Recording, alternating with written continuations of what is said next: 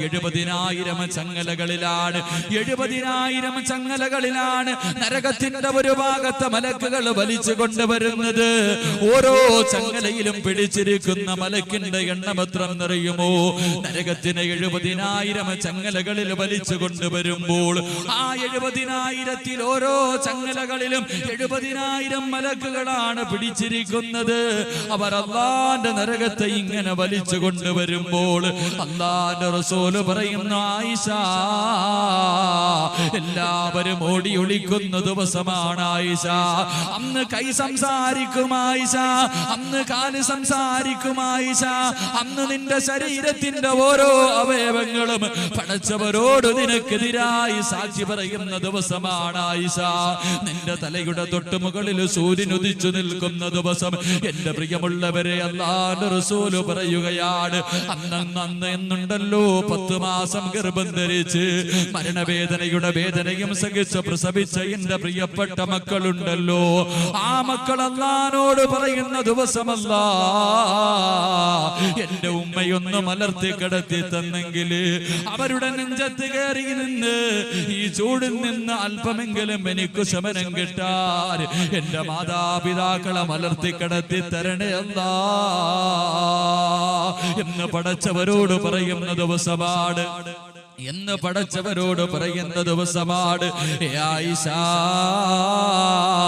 അന്നത്തെ ദിവസം ജനങ്ങൾ മുഴുവനും ഓടി നടക്കുമ്പോൾ അല്ലാഹുവിന്റെ റസൂൽ പറയുന്ന, ആയിഷ, 3 സ്ഥലങ്ങളുണ്ടല്ലോ, 3 സ്ഥലങ്ങളിലെത്തുമ്പോ ഒരു മനുഷ്യനും സഹായിക്കാൻ കഴിയില്ല ആയിഷ. അവിടെ എത്തുമ്പോ നിന്നെ സഹായിക്കാൻ എന്നെ കൊണ്ട് കഴിയില്ല ആയിഷ. നിറകണ്ണുകളോടെ അല്ലാഹുവിന്റെ പ്രവാചകനോട് ആയിഷ സിദ്ദീഖ റളിയല്ലാഹു തആല അൻഹ ചോദിക്കുകയാണ്, യാ റസൂലല്ലാഹ്, ആ 3 സ്ഥലങ്ങളിൽ ഒന്നാമത്തെ സ്ഥലം ഏതാണ് നബിയേ? അല്ലാഹുവിന്റെ പ്രവാചകൻ പറയുകയാണ്, ആയിഷ, അത് വിചാരണ നടക്കുന്ന വേളയാണെന്ന് നബിയുനാ റസൂലുള്ളാഹി സ്വല്ലല്ലാഹു അലൈഹി വസല്ലമ തങ്ങൾ തന്റെ പ്രിയപത്നി ആയിഷ സിദ്ദീഖ റളിയല്ലാഹു തആല അൻഹയോട് പറഞ്ഞു കൊടുക്കുന്നു, 3 സ്ഥലങ്ങളിൽ ഒരു മനുഷ്യനും പരസ്പരം സഹായിക്കാൻ കഴിയില്ല. ആ സ്ഥലങ്ങളിൽ മാതാപിതാക്കൾ മക്കളെ കാണുമ്പോൾ ഓടും, മക്കള് മാതാപിതാക്കളെ കാണുമ്പോൾ ഓടും. എത്ര സ്നേഹിച്ചവരാണെങ്കിലും അവിടെ പരസ്പരം സഹായിക്കാൻ കഴിയില്ല. എനിക്ക് പോലും നിന്നെ സഹായിക്കാൻ കഴിയില്ല. മഹാനായി റസൂലുള്ളാഹി സ്വല്ലല്ലാഹു അലൈഹി വസല്ലമ തങ്ങളോട് ആയിഷ റളിയല്ലാഹു തആല അൻഹ ചോദിച്ചു, നബിയെ, ഒന്നാമത്തെ സ്ഥലം ഏതാ? അത് വിചാരണ നടക്കുന്ന വേള. എന്റെ പ്രിയമുള്ള സഹോദരങ്ങളെ, ആയിഷ റളിയല്ലാഹു തആല അൻഹ സ്വഹാബത്തിനോട് പറയുന്നു, അല്ലാഹു സുബ്ഹാനഹു വ തആല നാളെ ആരെയെങ്കിലും മൻ ഹൂസിബ യൗമൽ ഖിയാമ, ആരെയെങ്കിലും പടച്ചവൻ നാളെ വിചാരണ ചെയ്യാൻ വേണ്ടി പിടിച്ചു കഴിഞ്ഞാൽ അവൻ നശിച്ചത് തന്നെ, അവന് നരകം നിർബന്ധമാണെന്ന് ശഫീഉനാ റസൂലുള്ളാഹി സ്വല്ലല്ലാഹു അലൈഹി വസല്ലം. നാളെ പടച്ചവൻ ആരെയെങ്കിലും വിചാരണ ചെയ്യാൻ വേണ്ടി പിടിച്ച, എന്റെ മുന്നിലിരിക്കുന്ന നിങ്ങളെ ആരെങ്കിലും നാളെ അല്ലാഹു ഹിസാബ് ചെയ്യാൻ വേണ്ടി വിളിച്ചു കഴിഞ്ഞാൽ, എന്റെ പ്രിയപ്പെട്ടവരെ, നിങ്ങളുടെ കാര്യത്തിൽ തീരുമാനമായി. പിന്നെ നിങ്ങൾക്ക് സ്വർഗത്തിൽ കടക്കാൻ കഴിയില്ല. മഹാനായ റസൂലുള്ളാഹി സ്വല്ലല്ലാഹു അലൈഹി വസല്ലമ തങ്ങളോട് സഹാബത്ത് ചോദിച്ചു, യാ റസൂലല്ലാഹ്, രക്ഷപ്പെടാൻ വല്ല വഴിയുമുണ്ടോ? അല്ലാഹുവിന്റെ പ്രവാചകനോട് സഹാബത്ത് ചോദിക്കുകയാണ്, യാ റസൂലല്ലാഹ്, അന്നത്തെ ദിവസം ജനങ്ങൾക്ക് വല്ല പരിഗണനയുമുണ്ടോ?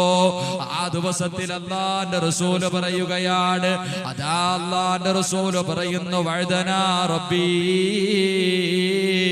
അയ്യദ്ഖുലൽ ജന്നത മിൻ ഉമ്മതി 70,000 ലാ ഹിസാബ അലൈഹിം വലാ അദാബാ. അല്ലാഹുവിന്റെ പ്രവാചകൻ പറയുന്നു, സഹാബത്തേ, പടച്ചവൻ എന്നോട് വാഗ്ദാനം ചെയ്തിരിക്കുകയാണ്, പടച്ചവൻ എന്നോട് പറഞ്ഞിരിക്കുകയാ, എന്റെ സമുദായത്തിൽ നിന്ന് 70,000 പേരുണ്ടല്ലോ, അവര് നാളെ ഹിസാബില്ലാതെ സ്വർഗത്തിലേക്ക് കടക്കുമെന്ന് പടച്ചവൻ എന്നോട് പറഞ്ഞെന്ന് പ്രവാചകൻ പറയുമ്പോൾ സഹാബത്ത് ചോദിക്കുന്നു, യാ റസൂലല്ലാഹ്, അങ്ങയുടെ സമുദായത്തിൽ നിന്ന് 70,000 പേരെ സ്വർഗത്തിൽ കടക്കുമോ എന്ന് ചോദിക്കുമ്പോൾ അല്ലാഹുവിന്റെ റസൂല് പറയുന്നു, സഹാബാ മഅ കുല്ലി അൽഫിൻ 70. അല്ലാഹുവിന്റെ പ്രവാചകൻ പറയുകയാണ്, ആ 70,000 പേരുണ്ടല്ലോ, പടച്ചവൻ 70,000 പേരെ തെരഞ്ഞെടുക്കുകയാണ്. ആ 70,000-ൽ ഓരോ വ്യക്തികളുണ്ടല്ലോ, ആ ഓരോ വ്യക്തികളുടെ കൂടെയും 70,000 പേരാണ്.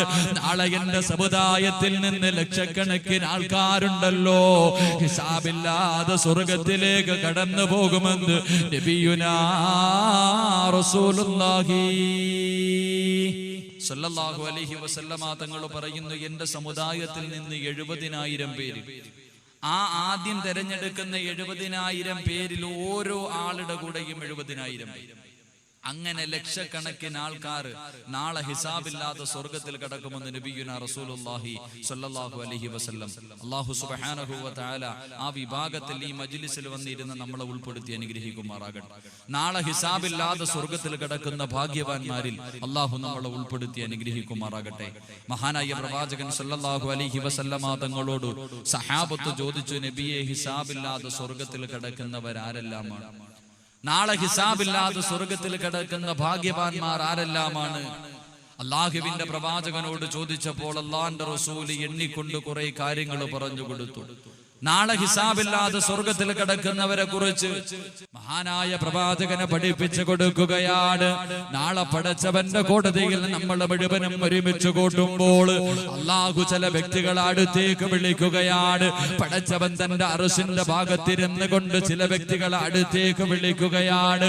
ഒന്നാമതായി വിളിക്കുന്ന വിഭാഗം ഏതെന്നറിയുമോ? അല്ലാഹുവിന്റെ റസൂൽ അതാ സ്വഹാബത്തിനോട് പറഞ്ഞു കൊടുക്കുകയാണ്. പരിശുദ്ധമായ ഖുർആനിലെ ഒരു ആയത്തോതി കൊടുക്കുകയാണ്. ഇന്നമാ യുവഫസ്സാബിറൂന അജ്റുഹും ബിഗൈരി ഹിസാബ്. ഹിസാബില്ലാതെ സ്വർഗത്തിൽ കിടക്കുന്ന ഒന്നാമത്തെ വിഭാഗം ആരെന്നറിയുമോ? ഹിസാബില്ലാതെ സ്വർഗത്തിൽ കിടക്കുന്ന ഒന്നാമത്തെ വിഭാഗം ആരെന്നറിയുമോ? അല്ലാഹുവിന്റെ റസൂല് പറയുന്നു, പരിശുദ്ധ ഖുർആനിന്റെ ആയത്തെടുത്തുകൊണ്ട് പ്രവാചകൻ പറയുകയാ, അവരൊരു പരീക്ഷണം എത്തിക്കഴിഞ്ഞാൽ, അവനെന്തെങ്കിലും മാരകമായ രോഗങ്ങൾ പിടിപെട്ടാൽ, അവനതാ ലക്ഷങ്ങളുടെ കടമെത്തിക്കഴിഞ്ഞാൽ, അല്ലാഹുവിന്റെ ഒരു പരീക്ഷണം എത്തുമ്പോ അതിന് ശമിക്കുന്നവൻ നാളെ ഹിസാബില്ലാതെ സ്വർഗത്തിൽ കിടക്കുമെന്ന് നബിയുനാ റസൂലുള്ളാഹി സ്വല്ലല്ലാഹു അലൈഹി വസല്ലമ തങ്ങൾ പറയുകയാണ്.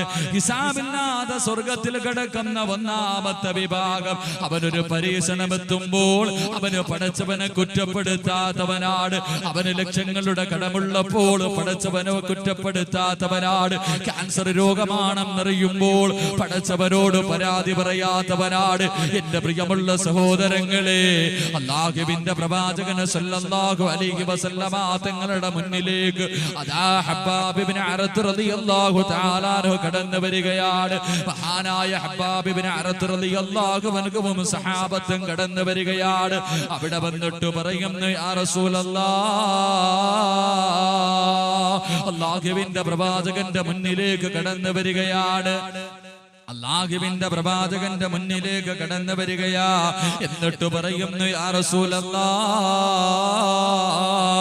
അലാ തസ്തൻസിറു ലനാ അലാ തദ്ഉ ലനാ യാ റസൂലല്ലാഹ്. കണ്ട കണ്ടോ നബിയേ, കണ്ടോ നബിയേ, ശരീരത്തിലൂടെ രക്തങ്ങൾ ഒഴുകുകയാണ്. തന്റെ ശരീരത്തിലെ പച്ചമാംസങ്ങൾ കുത്തിക്കീറിയിരിക്കുകയാണ്. നബിയേ, എന്റെ ശരീരത്തിന്റെ നട്ടെല്ല് നോക്ക് നബിയേ, എന്റെ ശരീരത്തിലേക്ക് നോക്ക് നബിയേ, എന്റെ ശരീരത്തിന്റെ എല്ലുകൾ വെളിയിൽ കാണുകയാണ് നബിയേ. എനിക്ക് പീഡനം സഹിക്കാൻ കഴിയുന്നില്ല നബിയേ, എനിക്ക് വേണ്ടി ഒന്ന് ദുആ ചെയ്യണമെന്ന പ്രവാചകന്റെ മുന്നിലേക്ക്, അല്ലാഹുവിന്റെ റസൂലിന്റെ മുന്നിലേക്ക് ഹബ്ബാബ് ഇബ്നു അറത്ത് റളിയല്ലാഹു തആല അൻഹു കരഞ്ഞുകൊണ്ട് പ്രവാചകരോട് പറയുമ്പോൾ അല്ലാഹുവിന്റെ റസൂൽ പറയുന്നു, ഹബ്ബാബേ,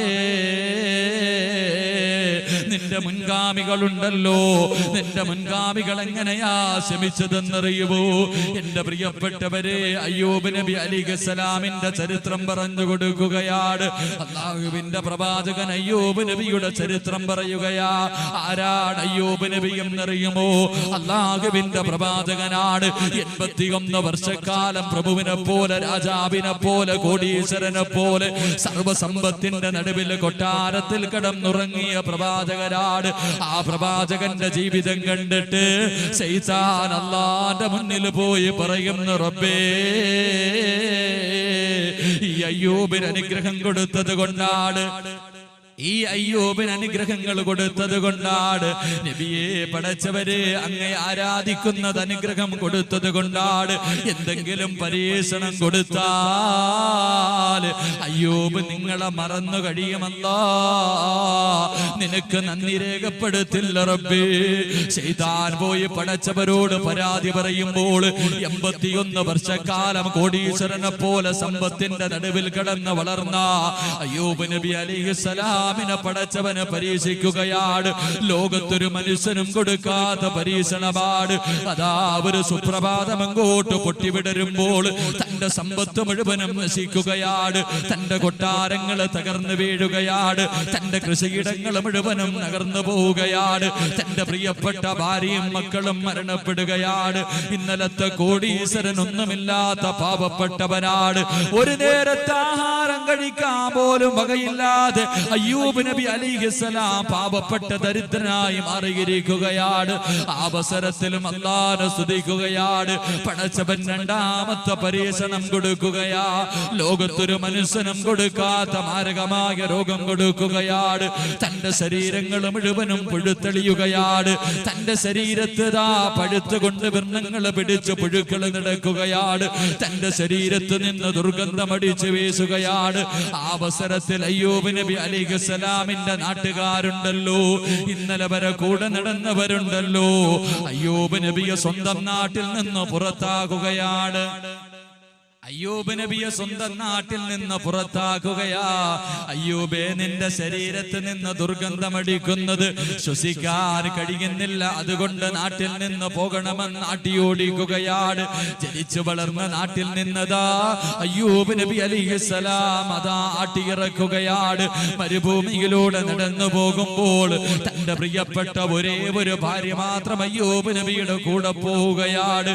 എന്റെ പ്രിയമുള്ളവരെ, ചരിത്രം പറയുകയാണ്. മാരകമായ രോഗം പിടിച്ചുകൊണ്ട് നടക്കുകയാണ്. ഒരു മരത്തിന്റെ ചുവട്ടിൽ പോയിരിക്കുമ്പോൾ അതാ യാചിച്ച് ജീവിക്കുന്ന മനുഷ്യര് പറഞ്ഞുവത്രേ, അയ്യൂബ് നബിയേ, അങ്ങയുടെ ശരീരത്തിൽ നിന്ന് ദുർഗന്ധമടിക്കുന്നത് കാരണം ഞങ്ങൾക്ക് ഇവിടെ കിടന്നുറങ്ങാൻ കഴിയുന്നില്ല, അതുകൊണ്ട് മാറി പോകണേ എന്ന് പറയുമ്പോൾ എന്റെ പ്രിയമുള്ളവരെ, അയ്യൂബ് നബി അലൈഹിസ്സലാം അല്ലാഹുവിന്റെ പ്രവാചകനുണ്ടല്ലോ, മരുഭൂമിയിലൂടെ നടന്നു പോവുകയാണ്. ഒരു ദിവസം രാവിലെ നോക്കുമ്പോ തന്റെ ശരീരത്തിലൂടെ പുഴുക്കൾ നടക്കുകയാണ്, എല്ലുകൾ വെളിയിൽ കാണുകയാണ്, ശരീരത്തിൽ നിന്ന് മാംസങ്ങൾ തറയിലേക്ക് വീഴുകയാണ്. ഇത് കണ്ടിട്ട് തന്റെ പ്രിയപ്പെട്ട ഭാര്യയ്ക്ക് സഹിക്കാൻ കഴിയുന്നില്ല. പൊട്ടിക്കരഞ്ഞുകൊണ്ട് വന്നിട്ട് പറയുന്നു, നബിയേ, എന്തിനാണിതൊക്കെ സഹിക്കുന്നത്? എന്തിനാണിതൊക്കെ സഹിക്കുന്നത്? അങ്ങൊരു പ്രവാചകനല്ലേ, അങ്ങ് ദുആ ചെയ്തു കഴിഞ്ഞാൽ അല്ലാഹു സ്വീകരിക്കില്ലേ നബിയേ? ഒന്ന് കൈ ഉയർത്തിയിട്ട് ദുആ ചെയ്യാൻ പറയുമ്പോൾ മഹാനായ അയ്യൂബ് നബി അലൈഹിസ്സലാം തന്റെ പ്രിയ ഭക്തിയോട് ചോദിക്കുകയാണ്, ഏ പെണ്ണേ, 81 വർഷക്കാലം ഒരു കോടീശ്വരനെ പോലെ രാജാവിനെ പോലെ കൊട്ടാരത്തിന്റെ മടിത്തട്ടില് ഞാൻ കടന്ന് ജീവിച്ചവനല്ലേ മോളെ. ഒരിക്കലെങ്കിലും പടച്ചവരോടല്ലാ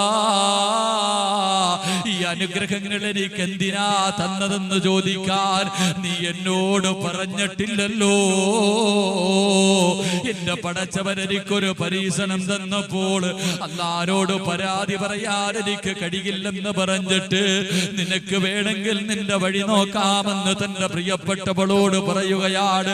അല്ലാഹുവിന്റെ പ്രവാചകൻ അയ്യൂബ് നബിയെ പടച്ചവനെ പരീക്ഷിച്ചത് എത്ര മാസമെന്നറിയുമോ, എത്ര ദിവസമെന്നറിയുമോ, എത്ര വർഷമാണ് പടച്ചവനെ പരീക്ഷിച്ചതെന്നറിയുമോ?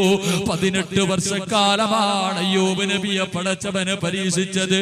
മാരക രോഗം പിടിച്ചുകൊണ്ട് ദുർഗന്ധമടിക്കുന്ന രീതിയിൽ തന്റെ ശരീരത്തിലൂടെ പുഴുക്കൾ നടത്തിക്കൊണ്ടിരിക്കുമ്പോഴും അതെല്ലാം ശമിച്ചുകൊണ്ട് നടക്കുകയാണ്. അവസാനം ഒരു ദിവസം രാവിലെ നോക്കുമ്പോൾ ശൈത്താൻ എന്നും വന്ന് നോക്കുകയാണ്. എന്നും രാവിലെ വന്ന് നോക്കും, അതാ അയ്യൂബ് നബി പടച്ചവനോട് ദുആ ചെയ്യുന്നു. ഒരു ദിവസം നോക്കുമ്പോൾ അയ്യൂബ് നബി കൈയും ഉയർത്തിയിട്ട് ദുആ ചെയ്യുകയാണ്. ഒരു ദിവസം രാവിലെ നോക്കുമ്പോൾ മഹാനായ അയ്യൂബ് നബി ആകാശത്തിന്റെ വിരിമാറിലേക്ക് 2 കൈയും ഉയർത്തിയിട്ട് ദുആ ചെയ്യാൻ പോകുകയാണ്. ശൈത്താന് വല്ലാത്ത സന്തോഷമായി. അയ്യൂബ് പരാജയപ്പെട്ടിരിക്കുകയാണ്. അടുത്തു നിന്ന് നോക്കുമ്പോ അയ്യൂബ് നബി അല്ലാഹുവോട് പറയുന്നു, റബ്ബേ 81 വർഷക്കാലം എനിക്കു നീ അനുഗ്രഹം തന്നവനാണല്ലാ. പടച്ചവരെ 18 വർഷമായി എന്റെ ശരീരത്തിൽ രോഗം പിടിച്ചിട്ട് പുഴുക്കൾ നടക്കുകയാണ്, പഴുത്തെളിയുകയാണ്. എന്റെ ശരീരത്തിൽ നിന്ന് ദുർഗന്ധമടിക്കുകയാണ്.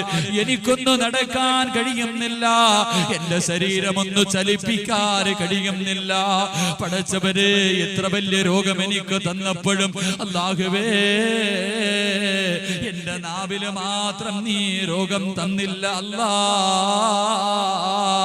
ഇന്നലെ വരെ നിന്നെ സ്തുതിക്കാൻ, നിനക്കൊരു അൽഹംദുലില്ലാ പറയാൻ എന്റെ നാവ് കൊണ്ട് എനിക്ക് കഴിഞ്ഞു റബ്ബേ. അല്ലാഹുവേ ഇന്നതിന് എനിക്ക് കഴിയുന്നില്ല റബ്ബേ. എന്റെ നാക്കിലും നീ രോഗം തന്നത് കാരണം ഒരു അൽഹംദുലില്ലാ പറയാൻ എനിക്ക് കഴിയുന്നില്ലല്ലാ.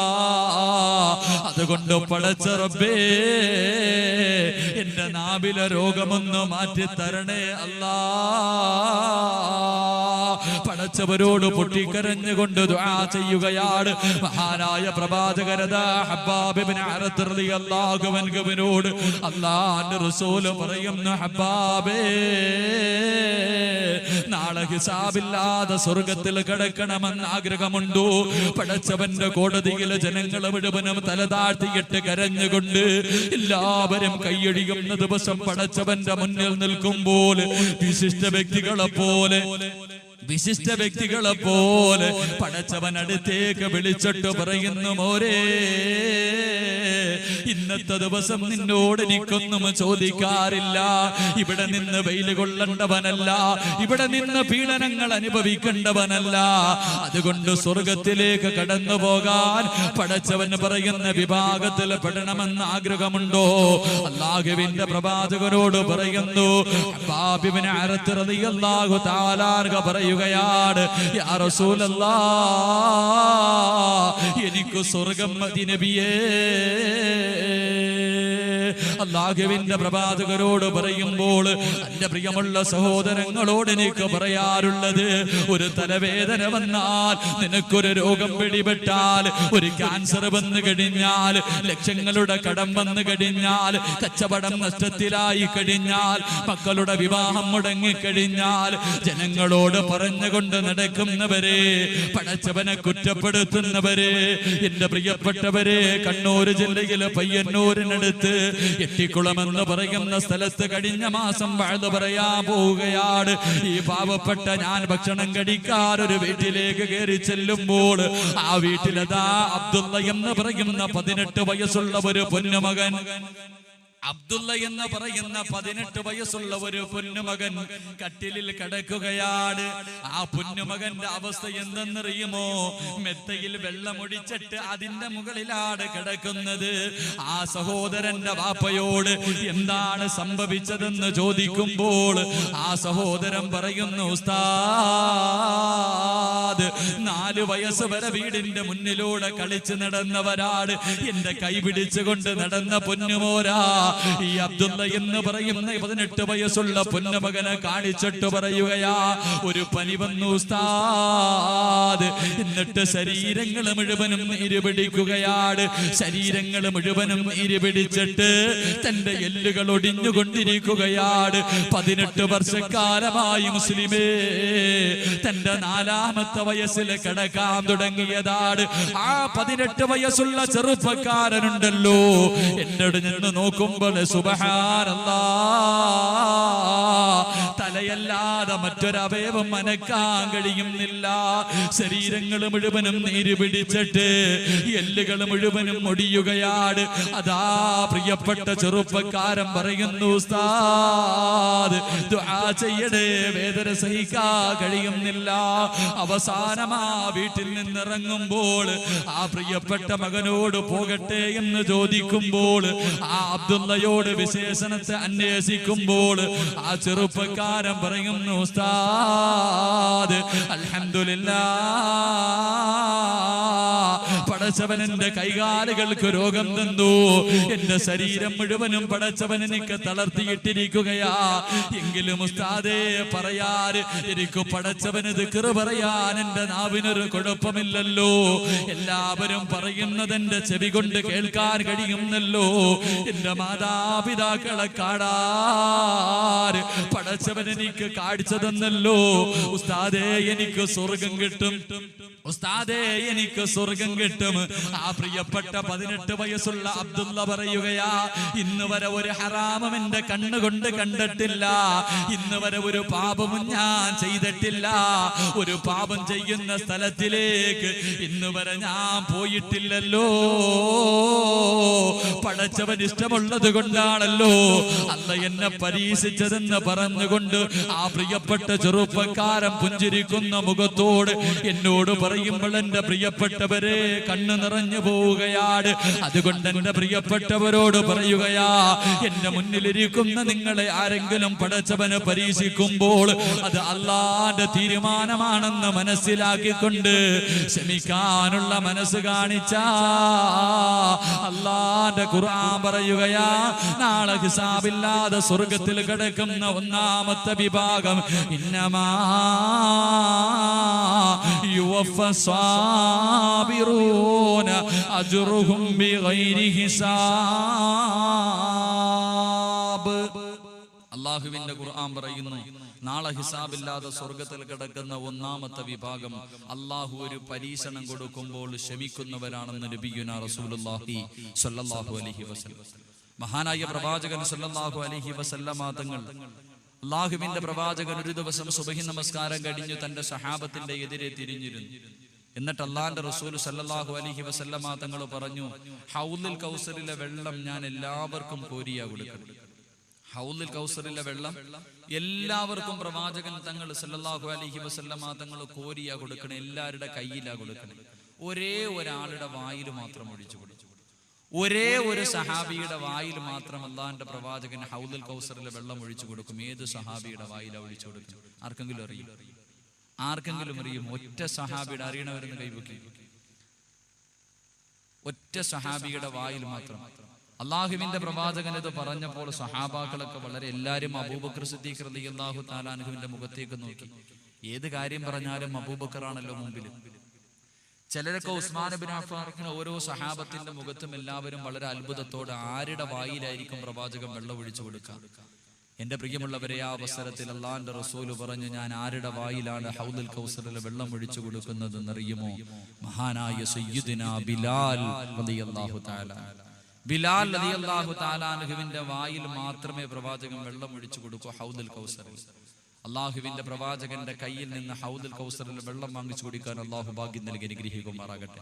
ഈ മജ്ലിസിനെ സ്നേഹിച്ചതിന്റെ പേരിൽ, ഈ മജ്ലിസിനെ ബഹുമാനിച്ചതിന്റെ പേരിൽ, ഈ മജ്ലിസിൽ കയറി ഇരിക്കാനുള്ള മനസ്സ് കാണിച്ചതിന്റെ പേരിൽ അള്ളാഹു നമ്മളെ അള്ളാഹുവിന്റെ പ്രവാചകന്റെ കയ്യിൽ നിന്ന് ഹൗദുൽ കൗസറിൽ വെള്ളം കുടിക്കുന്നവരുടെ കൂട്ടത്തിൽ ഉൾപ്പെടുത്തി അനുഗ്രഹിക്കുമാറാകട്ടെ. എന്റെ പ്രിയമുള്ള സഹോദരങ്ങൾ, അകത്തിരിക്കാൻ സൗകര്യമുണ്ടായിട്ടും വെറുതെ മതിലിന്റെ വെളിയിൽ നിൽക്കാം, വെളിയിൽ നിൽക്കുക. എന്റെ പ്രിയമുള്ളവരെ, അവിടെ നിൽക്കുന്നതിനേക്കാളും നല്ലത് ഈ മജ്ലിസിൽ കയറിയിരിക്കുക. ഇത് സ്വർഗമാണ്. ഈ സ്വർഗത്തിൽ ഇരിക്കാൻ അവസരം കിട്ടിയിട്ട് ഞാൻ വെളിയിലെ നിൽക്കത്തുള്ളൂ എന്ന് പറഞ്ഞാൽ ചിലപ്പോൾ നാളെയും അവിടെ വെളിയിൽ നിൽക്കേണ്ടി വരും. ഇഷ്ടമുള്ളപ്പോൾ ഇറങ്ങിപ്പോകാലോ. ഞാൻ ആരെയും ഒന്നും പറയാറില്ല. എന്റെ പ്രസംഗം 1.5 മണിക്കൂർ അല്ലെങ്കിൽ 2 മണിക്കൂറിനുള്ളിൽ നിർത്തേണ്ടതുണ്ട്. എപ്പോൾ വേണമെങ്കിലും ഇറങ്ങിപ്പോകാം. ഒന്നീ നിങ്ങൾ ഈ ഇൽമിന്റെ മജ്ലിസിൽ കയറിയിരിക്കുക. ഇതിനെ ബഹുമാനിക്കുക. അല്ലാഹു അതിനുള്ള ഭാഗ്യം നൽകി അനുഗ്രഹിക്കുമാറാകട്ടെ. എന്റെ പ്രിയമുള്ള സഹോദരങ്ങളെ, മഹാനായ ബിലാൽ റളിയല്ലാഹു തആല അൻഹുവിന്റെ വായിൽ മാത്രം വെള്ളം ഒഴിച്ചു കൊടുക്കാനുള്ള കാരണമെന്താ?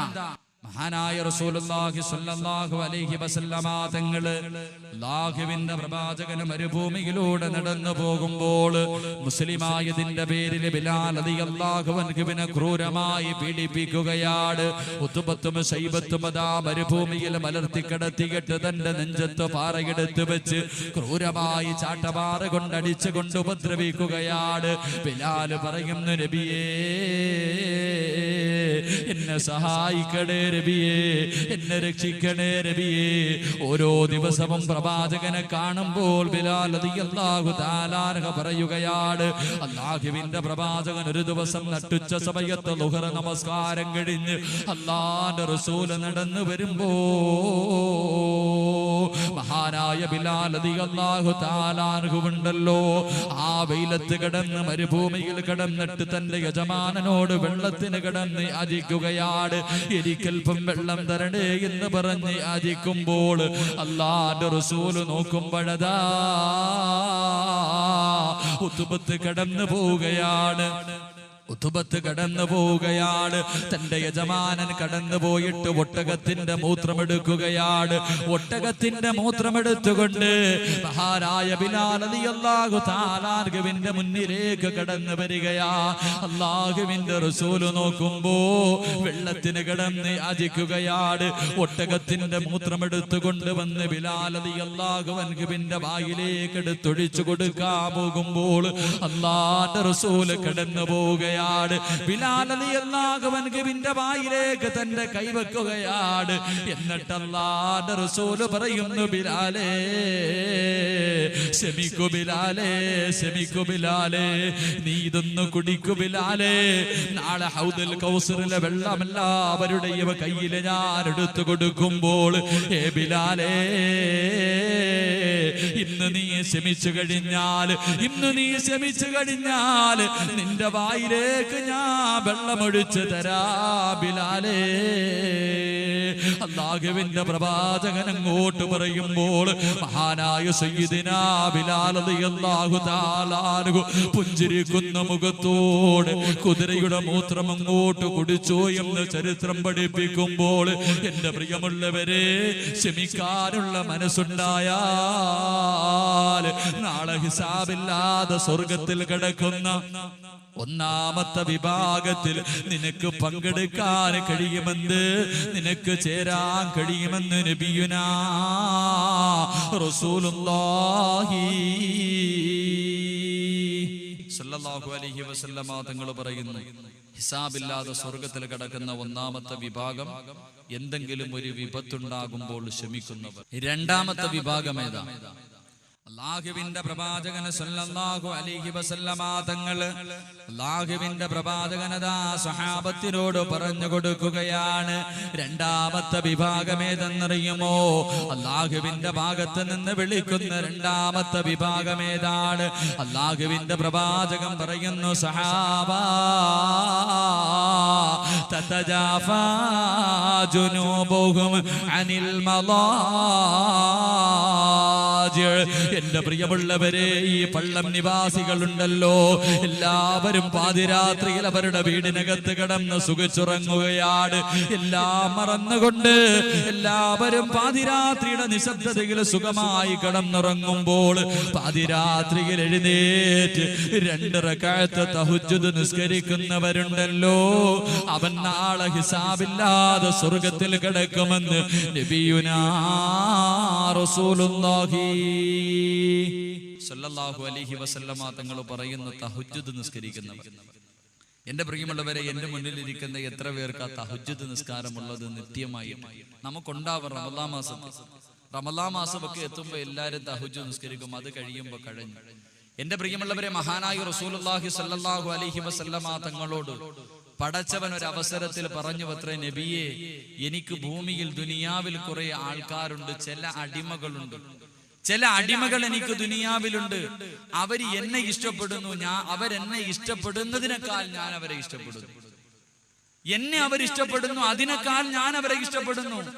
അവൻ എന്നിലേക്ക് വരാൻ ആഗ്രഹിക്കുന്നു, അതിനേക്കാൾ ഞാൻ ആഗ്രഹിക്കുന്നു അവൻ എന്റെ മുന്നിലേക്കൊന്ന് വരാൻ. അവൻ എന്നെ ഓർക്കുന്നതിനേക്കാൾ എപ്പോഴും നബിയെ ഞാൻ അവനെ ഓർക്കുന്നു.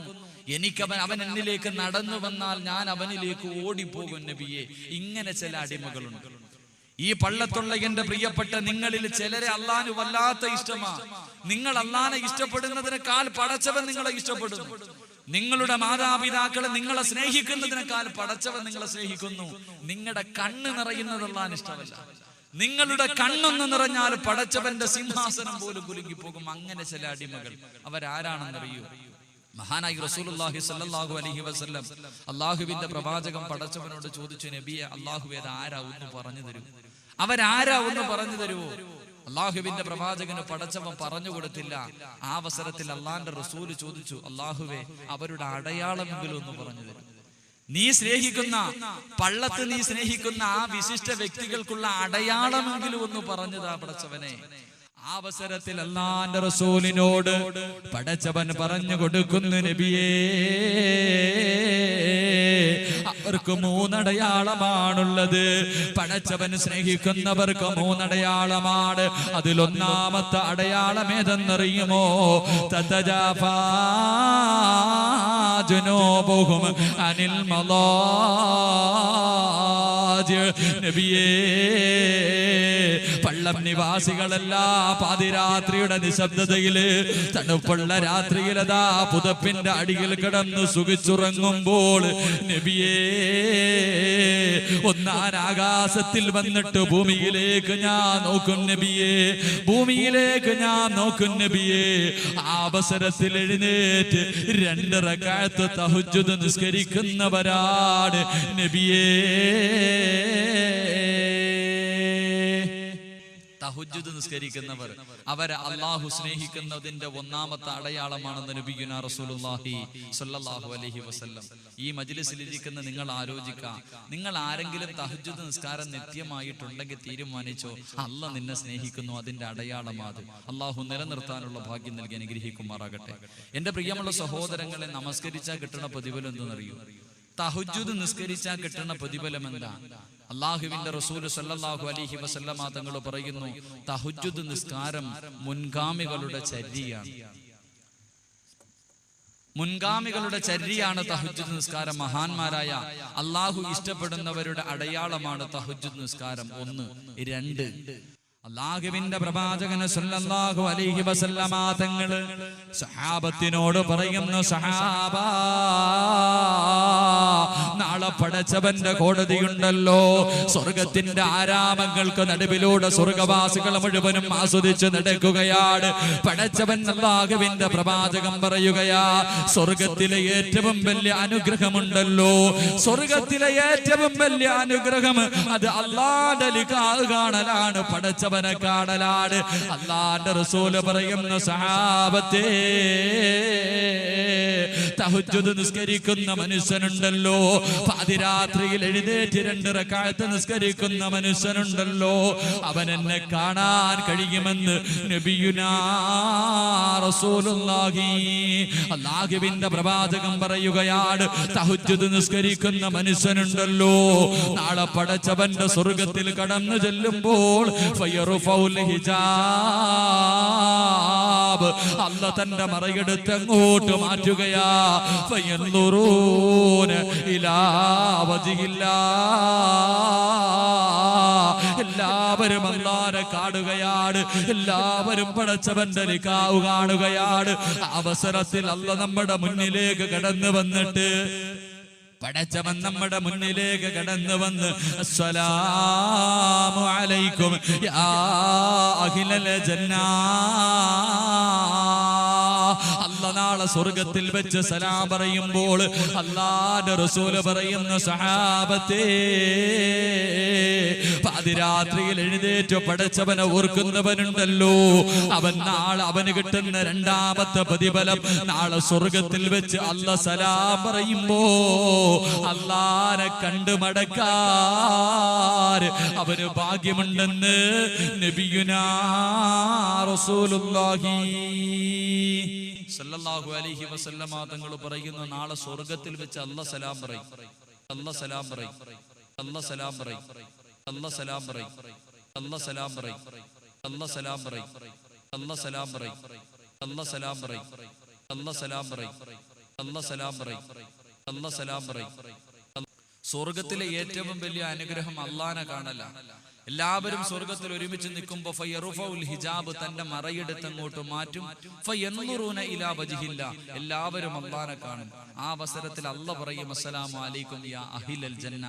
സലാം പറയുമ്പോൾ അല്ലാഹുവിനെ കണ്ടുകൊണ്ട് മടക്കണമെന്ന് ആർക്കെങ്കിലും ആഗ്രഹമുണ്ടെങ്കിൽ നീ തഹജ്ജുദ് നിത്യമായി നിസ്കരിച്ചാൽ മതി എന്ന് നബിയുനാ റസൂലുള്ളാഹി സ്വല്ലല്ലാഹു അലൈഹി വസല്ലം.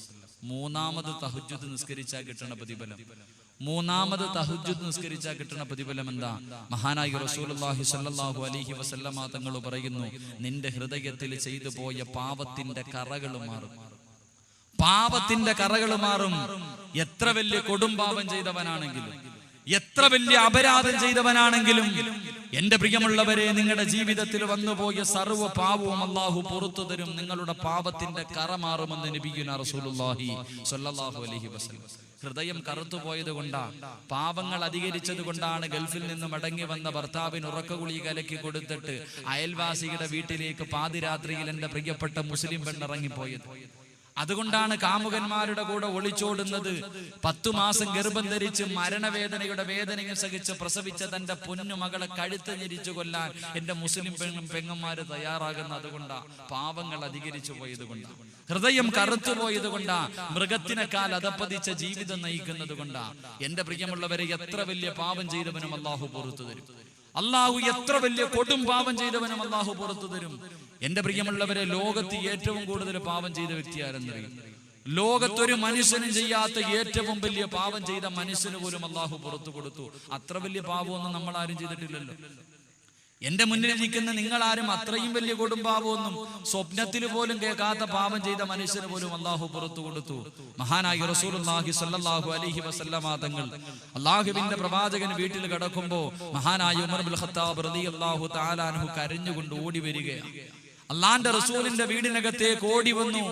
മഹാനായ പ്രവാചകൻ സല്ലല്ലാഹു അലൈഹി വസല്ലമ തങ്ങൾ ഉമർ ഇബ്നുൽ ഖത്താബ് റളിയല്ലാഹു തആല അൻഹുവിനോട് ചോദിച്ചു, എന്തേ കരയണേ, എന്തേ നീ കരയണേ?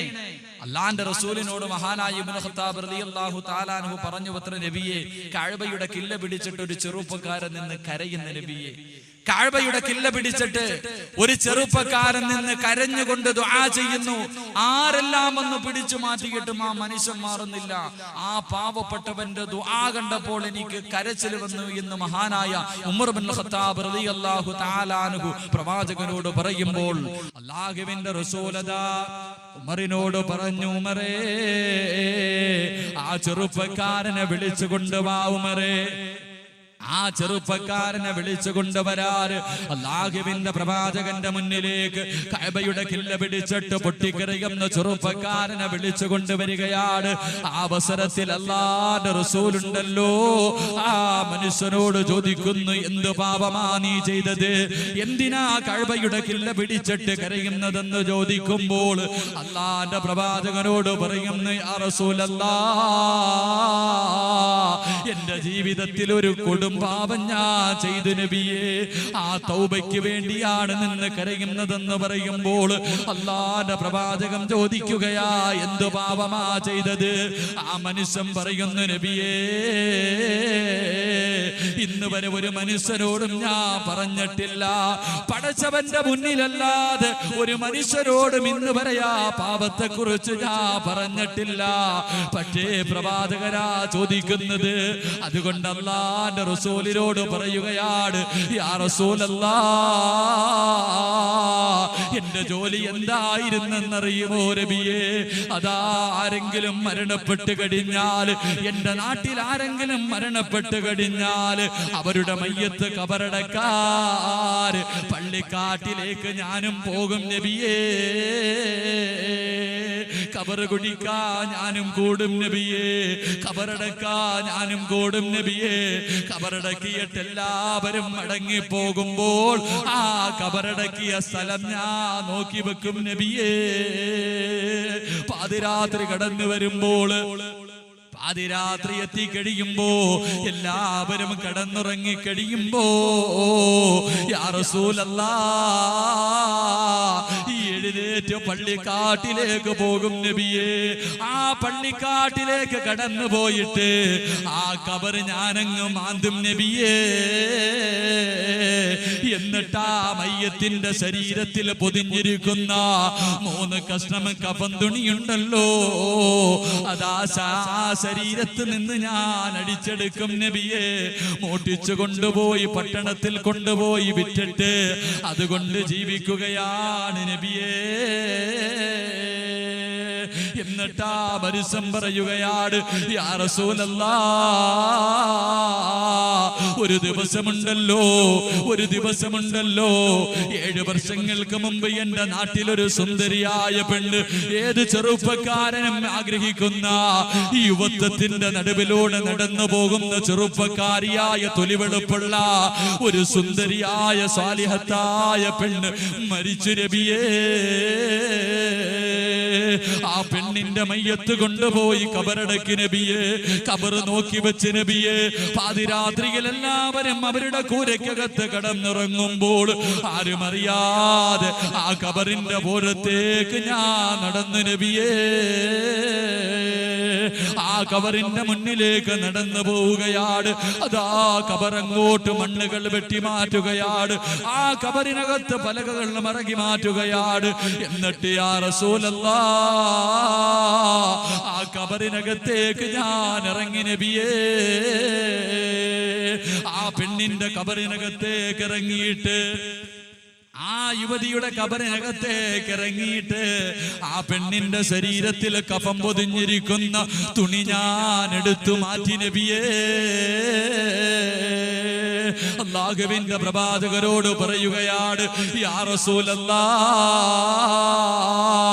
ആ പെണ്ണിന്റെ ശരീരത്തിൽ നിന്ന് കഫൻ തുണി അഴിച്ചു മാറ്റി കബറിൽ നിന്ന് മുകളിലേക്ക് കേറുമ്പോ ആ പെണ്ണിന്റെ ശരീരത്തിലേക്ക് ഞാനൊന്ന് തിരിഞ്ഞു നോക്കി നബിയേ. സുന്ദരിയായ ചെറുപ്പക്കാരിയായ വെളുത്ത ശരീരമുള്ള പെണ്ണിന്റെ ശരീരം കണ്ടപ്പോൾ എനിക്ക് വികാരം തോന്നി നബിയേ. ആ പെണ്ണിനെ കബറിനകത്തിട്ട്, ആ മരിച്ച പെണ്ണിന്റെ മയ്യത്തിനെ കബറുമാന്തിയിട്ട് കബറിനകത്തിട്ട് ഞാൻ വ്യഭിചരിച്ചു നബിയേ. അല്ലാഹുവിന്റെ പ്രവാചകന്റെ മുന്നിലേക്ക് പൊട്ടിക്കരഞ്ഞുകൊണ്ട് ആ ചെറുപ്പക്കാരൻ ഈ പാപം അങ്ങോട്ട് പറയുമ്പോ അല്ലാഹുവിന്റെ റസൂലിന്റെ കണ്ണ് നിറയുകയാണ്. പ്രവാചകന് തളർന്നു പോവുകയാ. അല്ലാഹുവിന്റെ റസൂല് മിണ്ടാതിരിക്കുകയാണ്. പ്രവാചകൻ പറയുന്നു, എന്റെ മുന്നിൽ നിന്ന് മാറിപ്പോകണമെന്ന് പറഞ്ഞു വിടുമ്പോൾ ആ പ്രിയപ്പെട്ട ചെറുപ്പക്കാരനുണ്ടല്ലോ മരുഭൂമിയിലേക്ക് കടന്നു ചെല്ലുകയാണ്. പ്രവാചകന്റെ വീടിനകത്ത് നിന്ന് വെളിയിലേക്ക് ഇറങ്ങുകയാ. എന്നിട്ട് മുട്ടുകുത്തി മരുഭൂമിയിൽ ഇരുന്നിട്ട് തന്റെ തലയുടെ മുകളിലേക്ക് മണല് വാരി എറിഞ്ഞിട്ട് പടച്ചവരോട് പറയുകയാണ്, അല്ലാഹുവേ, ഈ ഒരു പാപം ചെയ്ത് നിന്നോടല്ലാതെ മറ്റാരോടും ഞാൻ പറഞ്ഞിട്ടില്ല അല്ലാ. ഈ 7 വർഷമായി കഅബയുടെ കില്ല പിടിച്ചിട്ട് പൊട്ടിക്കരഞ്ഞ് ദുആ ചെയ്യുകയാണ്. ഇന്ന് നിന്റെ പ്രവാചകം ചോദിച്ചപ്പോൾ, നിന്റെ പ്രവാചകരോട് പറഞ്ഞപ്പോ അവിടെ എന്നെ ആട്ടി ഓടിക്കുന്നു റബ്ബേ. പൊട്ടിക്കരഞ്ഞുകൊണ്ട് പടച്ചവന്റെ മുന്നിലേക്ക് കൈകൾ നീട്ടിയിട്ട് ആ പ്രിയപ്പെട്ട ചെറുപ്പക്കാരൻ ദുആ ചെയ്യുമ്പോ അല്ലാഹുവിന്റെ പ്രവാചകന്റെ മുന്നിലേക്ക് ജിബ്രീൽ കടന്നു വന്നിട്ട് പറയുകയാണ്, യാ റസൂലല്ലാഹ് ഖുൽ യാ ഇബാദിയല്ലദീന അസ്റഫൂ അലാ അൻഫുസിഹിം ലാ തഖ്നതൂ മിർ റഹ്മത്തില്ലാഹ്.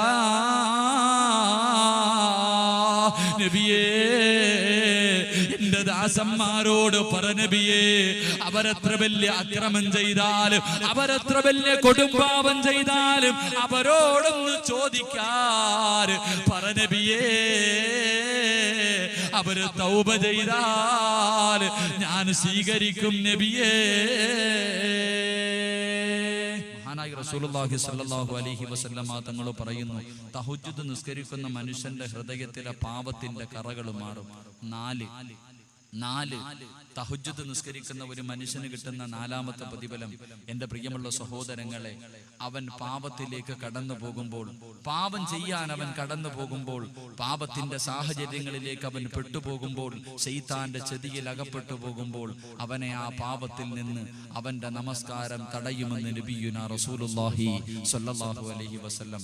തഹജ്ജുദ് നിസ്കരിച്ച എൻ്റെ പ്രിയപ്പെട്ട ചെറുപ്പക്കാർ, എത്ര വലിയ സുന്ദരിയായ പെണ്ണാണെങ്കിലും ആരുമറിയാതെ വീടിനകത്ത് കതകടച്ചിട്ട് മടിയറയ്ക്കകത്ത് തന്റെ ശരീരത്തിലുള്ള സർവ്വ തുണികളും അടിച്ചിട്ടിട്ട് ആരും അറിയില്ലടാ എന്റെ മോഹമൊന്ന് സാധിച്ചതാടാ എന്ന് പറയുമ്പോ, ഇന്നി അഖാഫുല്ലാ, പിടി പെണ്ണെ, എനിക്ക് പടച്ചവനെ പേടിയാണെന്ന് പറഞ്ഞ് ഇറങ്ങിപ്പോകാൻ കഴിയുമെന്ന് നബിയുനാ റസൂലുള്ളാഹി സ്വല്ലല്ലാഹു അലൈഹി വസല്ലം. അതുകൊണ്ട് തഹജ്ജുദ് നിസ്കരിക്കുന്ന മനുഷ്യൻ നാളെ ഹിസാബില്ലാതെ സ്വർഗ്ഗത്തിൽ കിടക്കുമെന്ന് നബിയുനാ റസൂലുള്ളാഹി സ്വല്ലല്ലാഹു അലൈഹി വസല്ലം. അല്ലാഹു സുബ്ഹാനഹു വ തആല നിത്യമായി മരിക്കോളം തഹജ്ജുദ് നിസ്കരിക്കാനുള്ള ഭാഗ്യം നൽകി അനുഗ്രഹിക്കുമാറാകട്ടെ. ഹിസാബില്ലാതെ സ്വർഗ്ഗത്തിൽ കിടക്കുന്ന 3ാമത്തെ ഭാഗ്യവാന്മാർ,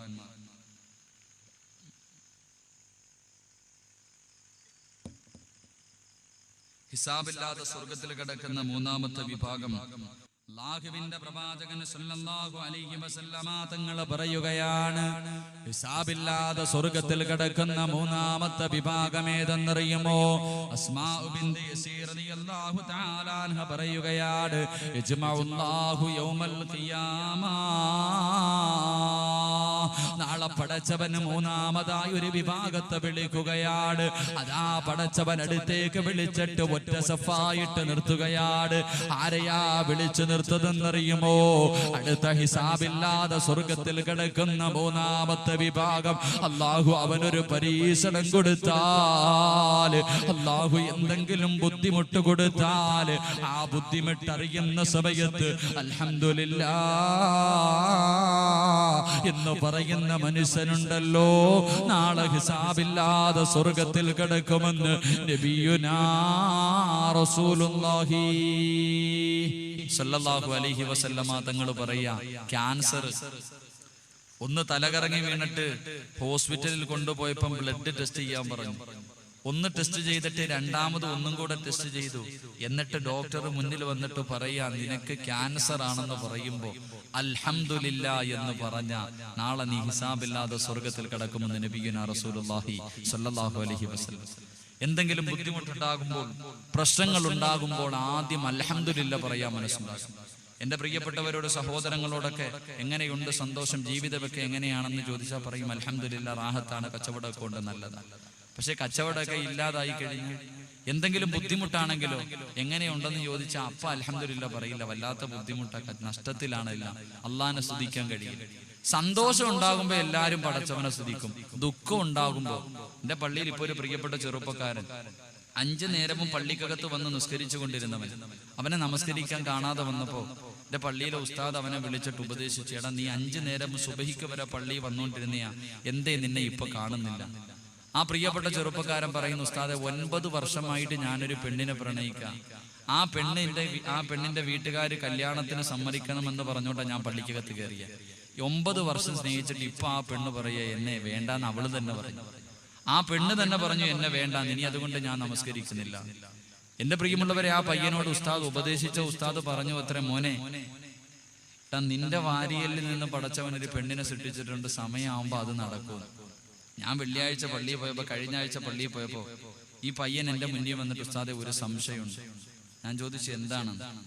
എന്റെ പ്രിയമുള്ളവരെ, സാധാരണ അള്ളാഹുവിന്റെ പ്രവാചകം ആദം നബി അലൈഹിസ്സലാമിന്റെ ഇടത് സൈഡിലെ വാരിയലിൽ നിന്നാണ് ഹവ്വാ ബീവിയെ സൃഷ്ടിച്ചിരിക്കുന്നത് എന്ന് പറഞ്ഞുകൊണ്ട് എന്റെ ഇടത് സൈഡിലെ വാരിയലിൽ നിന്നാണ് എന്റെ ഭാര്യയെ സൃഷ്ടിച്ചതെന്ന് കിതാബിലെങ്ങും കാണാൻ കഴിയില്ല. അങ്ങനെ ഉസ്താദന്മാര് ഇന്ന് വരെ സാധാരണ എല്ലാരും പറയണം, ഈ ഇരിക്കണ ഉസ്താദന്മാര് നിങ്ങളെയൊക്കെ ഇടത് വാരിയലിൽ നിന്നാണ് നിങ്ങളുടെ ഭാര്യയെ സൃഷ്ടിച്ചതെന്ന് പറയാൻ കഴിയില്ല. കാരണം അങ്ങനെ ഹദീസിന്റെ കിതാബുകളിൽ നിന്നും ഞാൻ കണ്ടിട്ടുമില്ല, എന്റെ ഉസ്താദന്മാര് പറഞ്ഞു തരുന്ന കേട്ടിട്ടുമില്ല. ഇനി അങ്ങനെ ഉണ്ടോ എന്ന് എനിക്കറിയില്ല.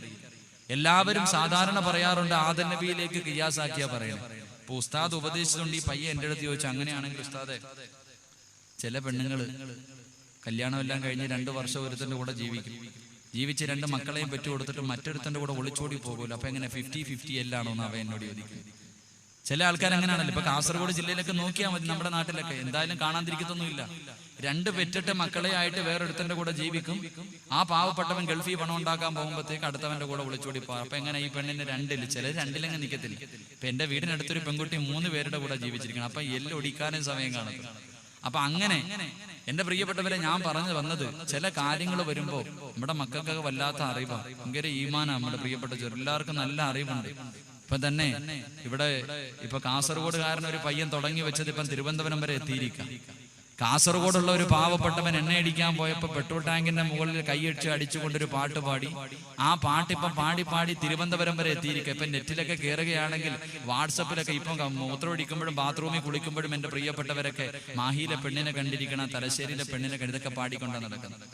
ഞാനിന്ന് ഉഷാദ് ബാക്കവിയും കൂടെ പയ്യന്നൂർ എട്ടിക്കുളം എന്ന സ്ഥലത്ത് വാഴ്തു പറഞ്ഞു. 1ാമത്തെ ദിവസം ബാക്കവി, 19-ാം തീയതി ബാക്കവി, 20-ാം തീയതി ഞാൻ. 1ാമത്തെ ദിവസം പ്രസംഗം എല്ലാം കഴിഞ്ഞിട്ട് ബാക്കവി ഈ പെണ്ണിനെ നല്ല വിമർശിച്ചു. വാഴെല്ലാം കഴിഞ്ഞിട്ട് പിറ്റേ ദിവസം ഞങ്ങൾ 2 പേരും കൂടെ, ബാക്കവി പറഞ്ഞു ഇന്ന് ഞാനും നിൽക്കാൻ, നമുക്ക് ഒരുമിച്ച് പോകാം, നിന്റെ വാഴ ഞാൻ കേട്ടിട്ടില്ല എന്നൊക്കെ പറഞ്ഞു ബാക്കവി എന്റെ കൂടെ റൂമിൽ ഞങ്ങൾ 2 പേരും കിടന്നുറങ്ങും. കമലാ സുരയ്യാല അനീഷ് എന്ന് പറയുന്ന ഒരു പ്രിയപ്പെട്ട ചെറുപ്പക്കാരന്റെ ഫോണിലേക്ക് ഈ പാടിയതിൽ ഏറ്റവും ഹൈറ്റൊക്കെ ഉള്ള ഒരു സാധനമുണ്ട്, നല്ല കരിക്കട്ട പോലെ ഇരിക്കണം നല്ലൊരു സാധനം.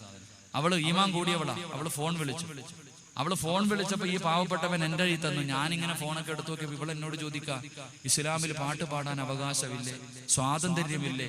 അള്ളാഹുവിന്റെ പ്രവാചകം മദീനയിലേക്ക് ചെന്നപ്പോ പാട്ട് പാടിയല്ലേ സ്വീകരിച്ചേ? അവർക്ക് അറിവില്ലാഞ്ഞിട്ടല്ല, അള്ളാന്റെ പ്രവാചകം മദീനയിലേക്ക് ചെന്നപ്പം പാട്ട് പാടിയിട്ടല്ലേ സ്വീകരിച്ചേ? അള്ളാന്റെ റസൂലിന്റെ മുന്നിൽ പാട്ട് പാടിയ ഒരു സഹാബിക്ക് തന്റെ ഷാളെടുത്ത് പ്രവാചകം കൊടുത്തല്ലോ, പിന്നെ പാട്ട് പാടുന്നതിൽ എന്താ കുഴപ്പമെന്ന് അവള് ചോദിക്കുക. അവർക്ക് വിവരം ഇല്ലാഞ്ഞിട്ടല്ല. അവസാനം ഞാൻ പെണ്ണിനോട് ചോദിച്ചു, മോളെ ഈ ഹോട്ടലിന്റെ ഫ്രണ്ടിൽ ഇങ്ങനെ നിന്നിട്ട് വിളിക്കും, ചോറുണ്ണാൻ ആര് വേണമെങ്കിലും വരാൻ വേണ്ടി ഒരാൾ നിന്ന് വിളിക്കണ പോലെ നിന്നെ തുടരണമെങ്കിൽ നീ തലശ്ശേരിയിലേക്ക് വരാൻ വിളിച്ചല്ലോ, അതെന്താന്ന്? അപ്പൊ പെണ്ണ് പറയാ, അത് അങ്ങനെ ഒന്നും ഞാൻ ചിന്തിച്ചിട്ടില്ല, അള്ളാഹു നീയത്തനുസരിച്ചല്ലേ കാര്യങ്ങൾ തീരുമാനിക്കുന്നത്. ഇന്നമൽ അഅ്മാലു ബിന്നിയാത്ത്. ആ പെണ്ണ് പറയാ, എന്റെ മനസ്സിൽ എന്താണെന്ന് അള്ളാഹുവിന് മാത്രമേ അറിയൂ, ഞാൻ അങ്ങനെ ഒന്നും കരുതിയില്ല, നിങ്ങൾ അങ്ങനെ കാണുന്നത് കൊണ്ടാ പ്രസംഗിച്ചുകൊണ്ട് നടക്കണേ. അവസാനം ഇത് പറഞ്ഞപ്പോഴത്തേക്ക് എനിക്ക് സഹിച്ചില്ല. കാരണം അത്രയ്ക്ക് നേരം ഞാൻ ഒരു ഉസ്താദ് എന്ന നിലയിൽ സംസാരിച്ചോണ്ടിരുന്നു. അത്ര ക്ഷമയൊന്നും എനിക്കില്ല. ഞാൻ ഇത് കൂടെ കേട്ടപ്പോഴത്തേക്ക് പിന്നെ നല്ല 4 പറഞ്ഞു. ബാക്കവി ഉറക്കത്തിൽ നിന്ന് ചാടി എഴുന്നേറ്റ്, എന്താടാന്ന്? ഫോൺ കയ്യിലോട്ട് കൊടുത്തു. പിന്നെ ബാക്കിയുള്ളത് പറഞ്ഞു. ഇവള് പറഞ്ഞു, ഞാൻ ഇച്ചിരി ബാങ്കിൽ, ഞാൻ ഡൽഹിയിലൊക്കെ പോയി പഠിച്ചത് കൊണ്ട് എനിക്ക് ഇച്ചിരി ധൈര്യമുണ്ട്. എന്റെ കൂടെ ഉള്ള 2 കൊച്ചുകുട്ടികളാ, അവരെങ്ങാണ് ആത്മഹത്യ ചെയ്ത് കഴിഞ്ഞാൽ നിങ്ങൾക്കെതിരെ കേസ് കൊടുക്കും. പിന്നെ ഉറക്കത്തിൽ നിന്ന് എഴുന്നേറ്റ ദേഷ്യവും ഇവള് പറഞ്ഞതെല്ലാം കൂടെ ആയപ്പോഴത്തേക്ക് പിന്നെ നൗഷാബ് കവി പറഞ്ഞു, മോളെ എന്റെ അവസാന ശ്വാസം വരെ നിനക്കെതിരെ ഞാൻ വാഴ്ന്നു പറയും. നിന്റെ കാര്യത്തിൽ തീരുമാനമായിരുന്നു. അവസാനം ആ പ്രിയപ്പെട്ട പെണ്ണ് ഫോണ് താഴെ വെച്ചിട്ട് പിന്നെ കുറച്ച് കഴിഞ്ഞ് വിളിച്ചു. വാപ്പയും ഉമ്മയും എല്ലാരും പൊട്ടിക്കരഞ്ഞ്, ഉസ്താദെ പൊരുത്തപ്പെടണം, അറിയാതെ ചെയ്തതാന്നൊക്കെ പറഞ്ഞ് പൊട്ടിക്കരഞ്ഞു. അള്ളാഹു ആ പൊന്നുമോക്ക് ഈമാൻ നിലനിർത്തി കൊടുക്കുമാറാകട്ടെ. അള്ളാഹു ആ സഹോദരിക്ക് ഈമാൻ നിലനിർത്തി കൊടുക്കുമാറാകട്ടെ. പക്ഷെ നമ്മൾ ഇന്നും പാടിക്കൊണ്ട് നടക്കുക, അതൊക്കെയാണ് നമ്മുടെ സമയം. നമുക്കിന്ന് അതൊക്കെ പലതും മറന്നു പോകുന്നു എന്റെ പ്രിയപ്പെട്ട ചെറുപ്പക്കാർ.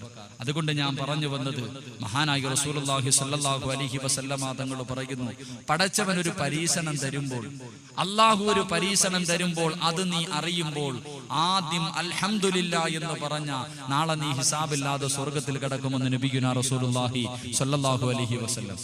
ഒരവസരത്തിൽ മഹാനായ മൂസാ നബി അലൈഹിസ്സലാം പടച്ചവനോട് ചോദിച്ചു, അയ്യു മനാസിലൽ ജന്ന, അല്ലാഹുവേ ഈ സ്വർഗത്തിൽ നിനക്ക് ഏറ്റവും ഇഷ്ടപ്പെട്ട സ്ഥലം ഏതാണ്? അല്ലാഹുവിന് സ്വർഗത്തിൽ ഏറ്റവും ഇഷ്ടപ്പെട്ട സ്ഥലം ഏതാണെന്ന് മഹാനായ മൂസാ നബി അലൈഹിസ്സലാം അല്ലാഹുവിനോട് ചോദിച്ചപ്പോ പടച്ചവൻ പറഞ്ഞു കൊടുത്തു, എനിക്ക് സ്വർഗത്തിൽ ഏറ്റവും ഇഷ്ടപ്പെട്ട സ്ഥലം ഖലീറത്തുൽ ഖുദ്സ് എന്ന് പറയുന്ന സ്ഥലമാണ്. ഖലീറത്തുൽ ഖുദ്സ് എന്ന് പറയുന്ന സ്ഥലമാ. അതാർക്കുള്ളതാണെന്നറിയുമോ? മഹാനായ പ്രവാചകൻ സല്ലല്ലാഹു അലൈഹി വസല്ലമ തങ്ങൾ പറയുന്നു, ഒരു പരീക്ഷണം ഉണ്ടായെന്ന്, പടച്ചവന്റെ ഒരു പരീക്ഷണം എത്തിയെന്നറിയുമ്പോൾ ആദ്യം അൽഹംദുലില്ലാ എന്ന് പറയുന്നവന് നാളെ ഖലീറത്തുൽ ഖുദ്സ് എന്ന് പറയുന്ന പടച്ചവൻ സ്വർഗത്തിൽ ഏറ്റവും ഇഷ്ടപ്പെടുന്ന സ്ഥലമുണ്ടെന്ന് നബിയുനാ റസൂലുള്ളാഹി സല്ലല്ലാഹു അലൈഹി വസല്ലം. അതുകൊണ്ട് എന്റെ പ്രിയമുള്ള സഹോദരങ്ങളെ, ഒരു പരീക്ഷണം ഉണ്ടാകുമ്പോൾ ഒരിക്കലും നിന്റെ മനസ്സ് വേദനിക്കാൻ പാടില്ല.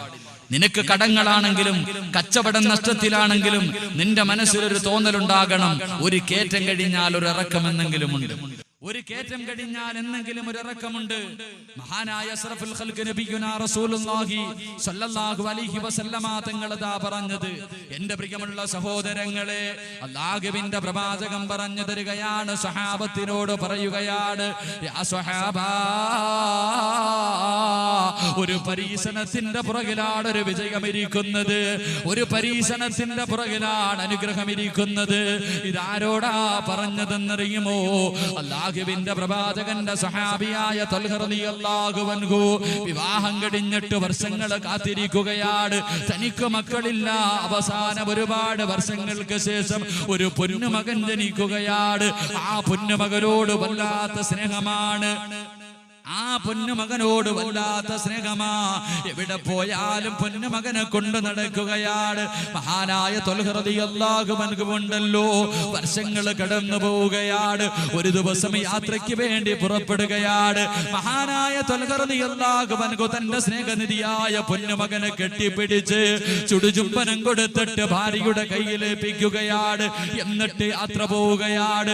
യാത്ര പോയി കഴിഞ്ഞ് കുറെ ദിവസം കഴിയുമ്പോ തന്റെ പൊന്നുമകന് രോഗം പിടിക്കുകയാണ്. ഓരോ ദിവസം കഴിയുമ്പോഴും രോഗങ്ങൾ കൂടിക്കൊണ്ടിരിക്കുകയാണ്.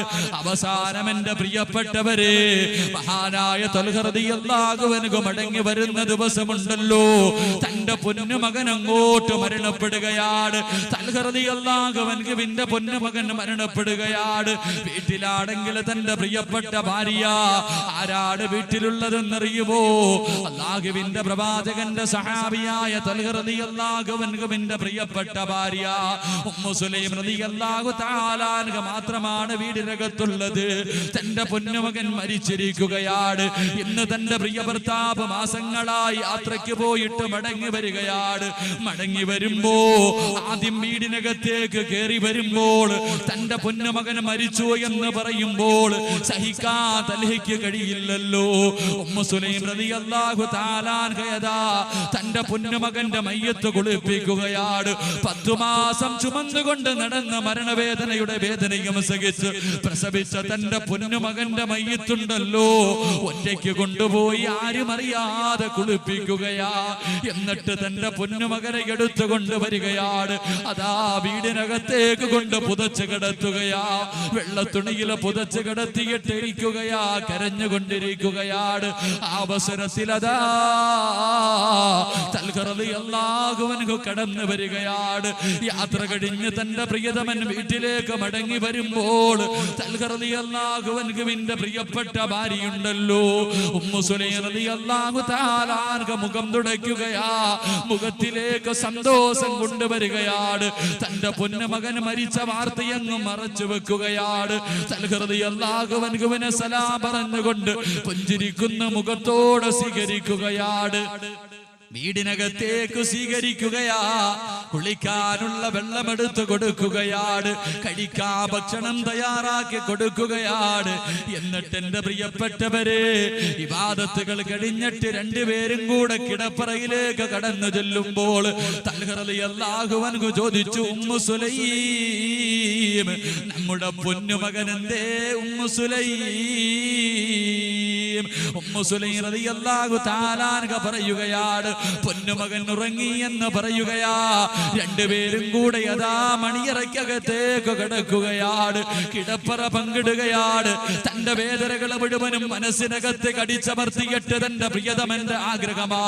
മാസങ്ങളായി പോയിട്ട് തന്റെ ഭർത്താവിന്റെ മോഹങ്ങൾ നടത്തി കൊടുക്കുകയാണ്. രണ്ടുപേരും കൂടെ എല്ലാം കടിഞ്ഞിട്ട് കിടക്കുമ്പോൾ ഉമ്മു സുലൈം റളിയല്ലാഹു തആല അൻഹ തന്റെ പ്രിയ ഭർത്താവിനോട്, ഒരാരെങ്കിലും ഒരു അമാനത്തായ ഒരു വസ്തു തന്നാൽ തിരിച്ചു ചോദിക്കുമ്പോ കൊടുക്കണോ തൽഹാ? തൽഖർ റളിയല്ലാഹു അൻഹു ഉമ്മു സുലൈമിനോട് പറയുന്നു, പെണ്ണേ, അമാനത്തായ ഒരു സാധനം തന്നിട്ട് തിരിച്ചു ചോദിക്കുമ്പോ കൊടുക്കണ്ടേ ഉമ്മു സുലൈം? തൽഖർ റളിയല്ലാഹു അൻഹു പറഞ്ഞു കഴിയുമ്പോൾ പൊട്ടിക്കരഞ്ഞുകൊണ്ട് ഉമ്മു സുലൈം പറയുകയാണ്, ഏ തൽഹാ, പടച്ചവൻ നമുക്ക് അമാനത്തായി തന്ന മോനുണ്ടല്ലോ, ആ മോനങ്ങ് മരിച്ചു തൽഹാ. തൽഖർ റളിയല്ലാഹു അൻഹു ചാടി എഴുന്നേൽക്കുകയാണ്. തന്റെ പൊന്നുമകന്റെ മയ്യത്തിന്റെ മുന്നിലേക്ക് ഓടുകയാണ്. അവിടെ പോയിരുന്ന് പൊട്ടിക്കരയുകയാ. തന്റെ പൊന്നുമകൻ മരിച്ച വാർത്ത പറഞ്ഞിട്ടില്ല. ഇത്രയും നേരം അറിയിക്കാതെ തന്റെ ഭർത്താവിന്റെ ആഗ്രഹങ്ങൾ സാധിച്ചിരിക്കുകയാണ്. എന്റെ പ്രിയമുള്ളവരെ, സുബഹിന്റെ സമയമായപ്പോൾ ഇലാ ഹദ്റത്തി റസൂലില്ലാഹ്, പടച്ചവന്റെ പ്രവാചകന്റെ മുന്നിലേക്ക് ഓടുകയാണ്. അല്ലാഹുവിന്റെ റസൂലിന്റെ മുന്നിലേക്ക് ഓടി ചെല്ലുകയാണ്. അവിടുന്ന് പറയുന്നു, യാ റസൂലല്ലാഹ്, അല്ലാഹുവിന്റെ റസൂലേ, ഈ ഉമ്മു സുലൈമിനെ എനിക്ക് വേണ്ട നബിയേ. അല്ലാഹുവിന്റെ പ്രവാചകം ചോദിച്ചു, തൽഹാ, എന്തു പറ്റി തൽഹാ? എന്തിനാണ് ഉമ്മു സുലൈമിനെ ഉപേക്ഷിക്കുന്നതെന്ന് ചോദിക്കുമ്പോൾ അവിടുന്ന് പറയുന്നു, യാ റസൂലല്ലാഹ്, എന്റെ പൊന്നുമകൻ മരിച്ചു കിടന്നപ്പോ ഇവളെന്നോട് പറഞ്ഞില്ല നബിയേ, എനിക്ക് ഭക്ഷണം തന്നു നബിയേ, എന്നെ കൊണ്ട് കിടപ്പറ പങ്കിച്ചു നബിയേ, ഇവളെന്നെ ചതിച്ചു നബിയേ. അല്ലാഹുവിന്റെ പ്രവാചകന്റെ മുന്നിൽ തൽഖർ റളിയല്ലാഹു അൻഹു പറയുമ്പോൾ അല്ലാഹുവിന്റെ റസൂൽ പറയുന്നു, തൽഹാ, ഇതുപോലെ ഒരു ഭാര്യയെ നിനക്ക് കിട്ടിയില്ലേ? 9.5 മാസം വയറ്റിൽ ചുമന്നിട്ട് മരണവേദനയുടെ വേദനയും സഹിച്ച് പ്രസവിച്ച തന്റെ പൊന്നുമകന്റെ മയ്യത്ത് സ്വന്തമായി കുളിപ്പിച്ചില്ലേ? വീടിനകത്ത് പുതച്ചു കിടത്തിയില്ലേ? തന്റെ പ്രിയതമൻ വരുമ്പോൾ മനസ്സിന്റെ ഉള്ളിൽ വേദനകൾ മുഴുവനും കടിച്ചമർത്തിക്കൊണ്ട് തന്റെ ഭർത്താവിന്റെ ആഗ്രഹം സാധിച്ചു തന്നില്ലേ? ഇതുപോലെ ഒരു ഭാര്യ നിനക്ക് കിട്ടിയില്ലേ? അല്ലാഹുവിന്റെ റസൂല് പറയുകയാണ്, തൽഖർ റളിയല്ലാഹു അൻഹുവിനോട് അല്ലാഹുവിന്റെ പ്രവാചകൻ പറയുന്നു, തൽഹാ, ഇല്ലാ യലമൽ ജസാ മാ യലമൽ ബലാ.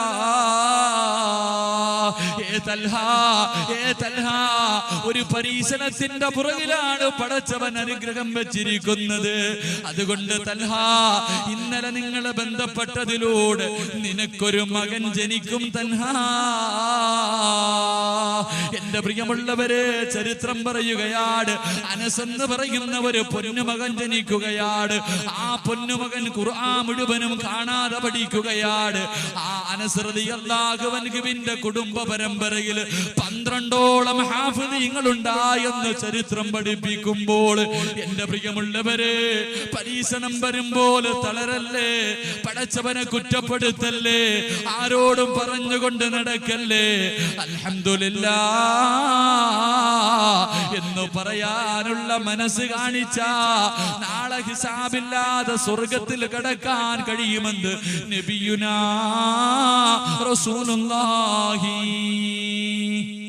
സല്ലല്ലാഹു അലൈഹി വസല്ലമ തങ്ങൾ പറയുന്നു, പടച്ചവനൊരു പരീക്ഷണം തരുമ്പോൾ, അതറിയുമ്പോൾ ആദ്യം അൽഹംദുലില്ലാ എന്ന് പറഞ്ഞ നാളെ ഹിസാബില്ലാതെ സ്വർഗത്തിൽ കടക്കാൻ കഴിയുമെന്ന് നബിയുനാ റസൂലുള്ളാഹി സല്ലല്ലാഹു അലൈഹി വസല്ലം. അല്ലാഹു നമുക്ക് ഈമാൻ നൽകി അനുഗ്രഹിക്കുമാറാകട്ടെ. അല്ലാഹു ക്ഷമ നൽകി അനുഗ്രഹിക്കുമാറാകട്ടെ. അല്ലാഹു പടച്ചവൻ മാരകമായ രോഗങ്ങൾ തന്ന് നമ്മളെ പരീക്ഷിക്കാതിരിക്കുമാറാകട്ടെ. എൻ്റെ പ്രിയമുള്ള സഹോദരങ്ങളെ, 9:30 ഇനി ഹിസാബില്ലാതെ സ്വർഗത്തിൽ കിടക്കുന്ന 2 വിഭാഗം, ഹിസാബില്ലാതെ സ്വർഗത്തിൽ കിടക്കുന്ന 2 വിഭാഗം കൂടെ പറഞ്ഞു സന്തോഷത്തോടെ നമുക്ക് ദുആ ചെയ്ത് പിരിയണം. അല്ലാഹു അതിനുള്ള ഭാഗ്യം നൽകി അനുഗ്രഹിക്കുമാറാകട്ടെ. ഹിസാബില്ലാതെ സ്വർഗത്തിൽ കിടക്കുന്ന 4ാമത്തെ വിഭാഗം, ഹിസാബില്ലാതെ സ്വർഗത്തിൽ കിടക്കുന്ന 4ാമത്തെ വിഭാഗം ഏതെന്നറിയുമോ? അല്ലാഹുവിന്റെ പ്രവാചകൻ സല്ലല്ലാഹു അലൈഹി വസല്ലമ തങ്ങൾ അല്ലാഹുവിന്റെ റസൂൽ സഹാബത്തിനോട് പറഞ്ഞു കൊടുക്കുകയാണ്, ഹിസാബില്ലാതെ സ്വർഗത്തിൽ കിടക്കുന്ന 4ാമത്തെ വിഭാഗം ഏതെന്നറിയുമോ? എന്റെ പ്രിയമുള്ളവരെ, ആരാണ് ഹിസാബില്ലാതെ സ്വർഗത്തിൽ കിടക്കുന്ന 4ാമത്തെ വിഭാഗം? നഹ്നു നഹ്ഫദുൽ ഖുർആൻ ഇലാ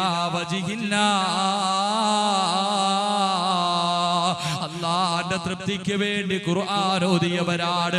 പടച്ചവന്റെ തൃപ്തിക്ക് വേണ്ടി അല്ലാഹുവിന്റെ പരിശുദ്ധ ഖുർആൻ ഓതിയവരുണ്ടല്ലോ, നാളെ ഹിസാബില്ലാതെ സ്വർഗത്തിൽ കിടക്കുമെന്ന് നബിയുനാ റസൂലുള്ളാഹി സ്വല്ലല്ലാഹു അലൈഹി വസല്ലമ തങ്ങൾ പറയുക. എന്റെ പ്രിയമുള്ള സഹോദരങ്ങളെ, പരിശുദ്ധ ഖുർആൻ ഓതുന്നവർ, അധികമായിട്ട് അള്ളാഹുവിന്റെ തൃപ്തി മാത്രം കാംക്ഷിച്ചുകൊണ്ട് ഖുർആൻ ഓതുന്നവർ, നമ്മൾ ഓതും ഖുർആൻ വീട്ടിൽ ആരെങ്കിലും ഒന്ന് മരിക്കണം. വീട്ടിൽ ആരെങ്കിലും ഒന്ന് മരിക്കുമ്പോ എന്റെ പ്രിയപ്പെട്ടവർ ഖുർആൻ കൈകൊണ്ട് തൊടും, എടുത്തു വെച്ച് ഓതാറുണ്ട്. പണ്ടൊക്കെ ഞങ്ങളൊക്കെ കോളേജിൽ പഠിക്കുന്ന കാലം മരണ വീട്ടിലേക്ക് ഓതാനൊക്കെ ഒരുപാട് പോയവനാ ഞാൻ. ഞങ്ങളൊക്കെ ദർസിൽ പഠിക്കുന്ന കാലഘട്ടത്തിൽ മരിച്ച വീട്ടിൽ, വലിയ പണക്കാരുടെ വീട്ടിലൊക്കെ ആരെങ്കിലും മരിച്ചു കഴിഞ്ഞാൽ വന്ന് മുത്തഅല്ലിമീങ്ങളെ വിളിച്ചോണ്ട് പോകുമായിരുന്നു. കാരണം ഖുർആൻ ഓതാൻ അവർക്കൊന്നും സമയമില്ല. ഞാനൊക്കെ ഒരുപാട് ഓതാൻ പോയിട്ടുണ്ട്. പിന്നീടൊരു അവസരത്തിൽ ചിന്തിച്ച്, ഞാനൊരു വീട്ടിൽ ഓതിക്കൊണ്ടിരിക്കുമ്പോൾ രാത്രി ഞാൻ ഇങ്ങനെ ഇരുന്ന് മയ്യത്തിന്റെ മുന്നിൽ ഇരുന്ന് ഓതുന്നു. മോനാണെങ്കിൽ ഇങ്ങനെ ഫോണൊക്കെ വിളിച്ച് ഇങ്ങനെ കറങ്ങി നടക്കുന്നു.